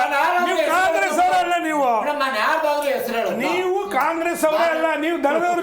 ನೀವು ಸ್ವಾರ್ಥಕ್ಕೆ ಹೋಗಿರೋದು, ನೀವು ಸ್ವಾರ್ಥಕ್ಕೆ ಹೋಗಿರೋದು. ಇಲ್ಲಿಂದ ನೀವು ಲೆಕ್ಕಕ್ಕೆ ದಳದಲ್ಲಿ ಕಾಂಗ್ರೆಸ್ ಲೆಕ್ಕ ಕಾಂಗ್ರೆಸ್ ಅವರು ಮೈದಿ ಅವರೇನೆ, ನಾನಲ್ಲ. ಇವತ್ತು ಅವನೇ ಸೇರ್ಕೊಂಡ್ರೆ ಆಯ್ತು ಸ್ವಾಮಿ, ನಮ್ದು ಮೇಡಮ್, ಸಮ್ಮಿಶ್ರ ಇದನ್ನ ಸರ್ಕಾರ. ಹೇಳಿದ್ರು. ಗಂಡ ಹೆಂಡತಿ ಜಗಳದಲ್ಲಿ ಕೂಸು ಬಡವಾಯ್ತು ಅನ್ನಂಗೆ ಜನ. ಕರ್ನಾಟಕದ ಜನ ಇವರು ವೈಯಕ್ತಿಕ ಮತ್ತೆ ಅವರ ರಾಜಕೀಯ ಹಿತಾಸಕ್ತಿಗೆ ದಾಸಪ್ಪರೇ, ಒಂದು ಅವಕಾಶ ಬಿಟ್ಬಿಡಿ. ಹೇಳಿ ಸರ್. ನೋಡಿ ಮೇಡಮ್, ಸಮ್ಮಿಶ್ರ ಸರ್ಕಾರ ರಚನೆ ಆಗಿತ್ತು, ಅಪ್ಪ ಅಧಿಕಾರ ನಡೆಸೋಂತ ಕೊಟ್ಟಿದ್ವಿ, ಹೋಟ್ಲಲ್ಲಿ ಹೋಗಿ ಕುತ್ಕೊಂಡು ಅಧಿಕಾರ ನಡೆಸೋದು, ಅಲ್ಲೊಬ್ರು ಸೇರಿಸ್ಕೊಳ್ಳಿಲ್ಲ. ಹೆಸರು ಕಟ್ಟಂಗ್ ಮಾಡಿದ್ರು. ಒಂದ್ ನಿಮಿಷ, ಯಾರು ಹೆಸರು ಕಟ್ಟಂಗ್ ಮಾಡಿದ್ರು? ಮುಖ್ಯಮಂತ್ರಿಗಳು ಎಲ್ಲರೂ ಉಸಿರು ಕಟ್ಟಿರ್ತಾರೆ ಮೇಡಮ್, ಇನ್ನೊಬ್ಬರು ಉಸಿರು ಕಟ್ಟಿಸ್ತಾರೆ. ಆಯ್ತು, ಅಧಿಕಾರ ಕೊಟ್ಟ ಕುದುರೆಯನ್ನು ಏರಲ್ಲ. ನಾನು ಮಾತಾಡಿಲ್ಲ, ನೀವು ಹೇಳಿದ್ದೆ ನಾನು ಮಾತಾಡಿ. ಕೊಟ್ಟ ಕುದುರೆಯನ್ನು ಏರಲಾರದವನು ಶೂರ ಮೊದಲು ಕೊಟ್ಬಿಡಿ. ಹೇಳ್ಬಿಡ್ತೇನೆ, ಆಯ್ತು ಬಿಡಿ ಸ್ವಾಮಿ. ಅಮೆರಿಕಾವಲ್ಲ ಕೂತ್ಕೊಂಡ್ಬಿಟ್ಟು ಸರ್ಕಾರ ಬೀಳಿಸ್ಕೊಂಡ್ಬಿಟ್ರೆ ಅದು ಕೊಡೆ ಯಾರು? ಪದಗಳು ಬಳಸೋದಕ್ಕೆ ಹಲವಾರು ಪದಗಳಿದೆ, ಪದಗಳು ಬಳಸೋದಿಲ್ಲ. ಡಿ.ಕೆ. ಶಿವಕುಮಾರ್ ಅವರು ಅಡಕತ್ರೆ ಸಿಕ್ಕಾಕೊಂಡಿದ್ದಾರೆ. ಯಾಕಂದ್ರೆ ನುಡಿದಂತೆ ನಡೆಯೋರಲ್ವಾ. ಬಹುತೇಕ ಈಗ ಲಕ್ಷ್ಮಣ್ ಸವದಿಯವರು ಇರ್ಬೋದು, ಹಲವರಿಗೆ ರಾಮಲಿಂಗಾರೆಡ್ಡಿ ಅವರು ಕೂಡ ಮಾತು ಕೊಟ್ಟಿದ್ರು. ಮೇಡಮ್, ಖಂಡಿತ ನಾನು ಅದರ ಬಗ್ಗೆ ಮಾತನಾಡ್ತೀನಿ. ಖಂಡಿತ ನಮ್ಮ ಪಕ್ಷದಲ್ಲಿ ಯಾರ್ಯಾರಿಗೆ ಏನೇನು ಆಶ್ವಾಸನೆ ಕೊಡಲಾಗಿದೆ ಅದನ್ನ ಈಡೇರಿಸುವಂತ ಕೆಲಸ ಅಂತ ಖಂಡಿತ ನಮ್ಮ ನಿಮ್ಗೊಂದು 10 ವರ್ಷ ಹೇಳ್ತಿದ್ದಾರಲ್ಲ ಮಾಡುತ್ತೆ. ಅಲ್ಲ ನೋಡಿ, ಇಲ್ಲಿ ಕೆಲವು ಅರ್ಥ ಮಾಡ್ಕೋಬೇಕಾಗಿದೆ. ನಮ್ಮ ಮಿತಿಗಳನ್ನ ಅರ್ಥ ಮಾಡ್ಕೊಂಡಿದ್ದಾರೆ ನಮ್ಮ ಶಾಸಕರು. ನಮ್ಮ ಪಕ್ಷದಲ್ಲಿ ಒಂದ್ ಗುಂಪಿದೆ, ಕಾಂಗ್ರೆಸ್ ಗುಂಪು ಅಂತ ಅನ್ನೋದನ್ನ ಹೇಳಿದೀನಿ. ಮಂತ್ರಿಮಂಡಲದ ಬಗ್ಗೆ ಬಹಳ ಚೆನ್ನಾಗಿ ಮಾತಾಡಿದ್ರು ಪಾಪ ಬಿಜೆಪಿ ಅವರು. ಆಯ್ತು, ಯಡಿಯೂರಪ್ಪನವರು ಆಪರೇಷನ್ ಕಮಲ ಮಾಡ್ಬಿಟ್ಟು ಕೋವಿಡ್ ಇತ್ತು, ಒಬ್ಬರೇ ಓಡಾಡ್ತಿದ್ರು 4 ತಿಂಗಳು ಇಡೀ ಕರ್ನಾಟಕ. ಅವ್ರ ಹೈಕಮಾಂಡ್ ಭೇಟಿ ಆಗೋಕೆ ಅವಕಾಶ ಕೊಟ್ಟಿಲ್ಲ, ಮಂತ್ರಿಮಂಡಲ ಮಾಡೋದಿರ್ಲಿ, ಭೇಟಿಗೆ ಅವಕಾಶ ಇಲ್ಲ ಅವ್ರಿಗೆ. ಈಗ ನಾವೇನ್ ಕಮ್ಮಿ ಅಂತ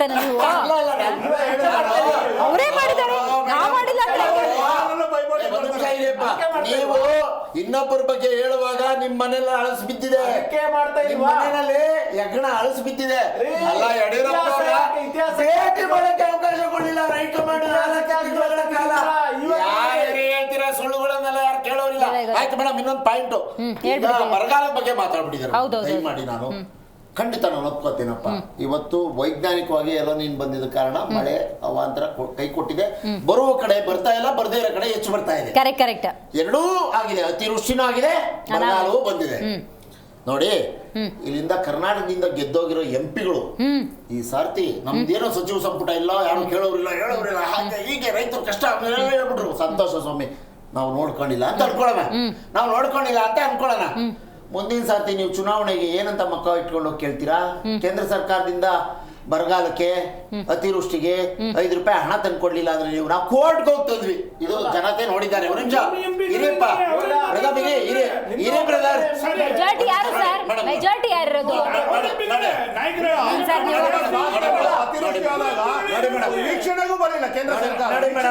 ಅಲ್ಲಿಂದ ಒಂದು ಸಮಿತಿ ಬರ್ಬೇಕು, ನಾವು ಕೊಡ್ತೇವೆ. ಸರ್ಕಾರದಲ್ಲಿ ಮಂತ್ರಿಮಂಡಲ ಇರ್ಲಿ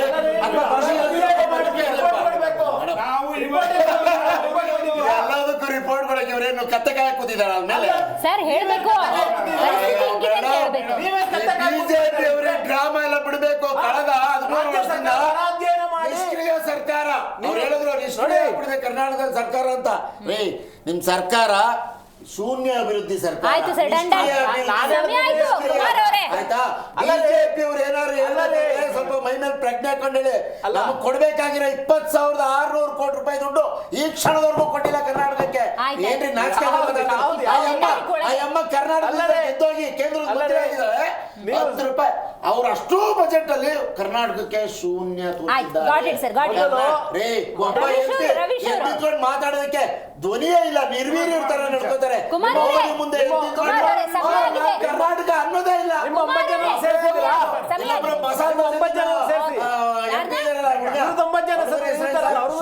ಏರೋಪ್ಲೇನ್ ದಾಖಲೆ ತೆಗೆದ್ಬಿಟ್ಟಿದ್ರಲ್ಲ ಅವರು. ಏನ್ ಭಾಷಣ ಅಪ್ಪ. ಪೇಶ್ವೆಗಳು ಮತ್ತು ಶೋಭಕ್ಕ ಲಬಲಬಾರತ ಮಾಡ್ಕೊಳಕ್ ಬರ್ತಾರೆ. ಒಂದೇ ಒಂದು ದಿನ ಕರ್ನಾಟಕಕ್ಕಿಂತ ಕಾರ್ಯಕ್ರಮ ತಂದಿದ್ದೀನಿ. ಇದು ಒಂದು ಪ್ರೆಸ್ಮೆಂಟ್ ಮಾಡಲಿಲ್ಲ ಮೇಡಮ್. ಇವ್ರ 4 ಜನ ಮಂತ್ರಿಗಳು, 400 ಕೋಟಿ ಮಂತ್ರಿ.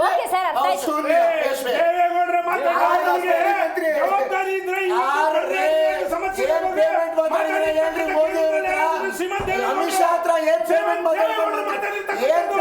ಮಾತಾಡ್ಕೊಂಡು ಅಧಿಕಾರದಲ್ಲಿದ್ದಾರೆ. ಕೇಂದ್ರ ಸಚಿವರಾಗಿ ಏನ್ ಪೇಮೆಂಟ್ ಕೂತಿದ್ದಾರೆ ಹೇಳ್ಬೇಕು. ಏನ್ ಕೇಂದ್ರ ಸಚಿವರಾಗಿ ಕೂತಿದ್ದಾರೆ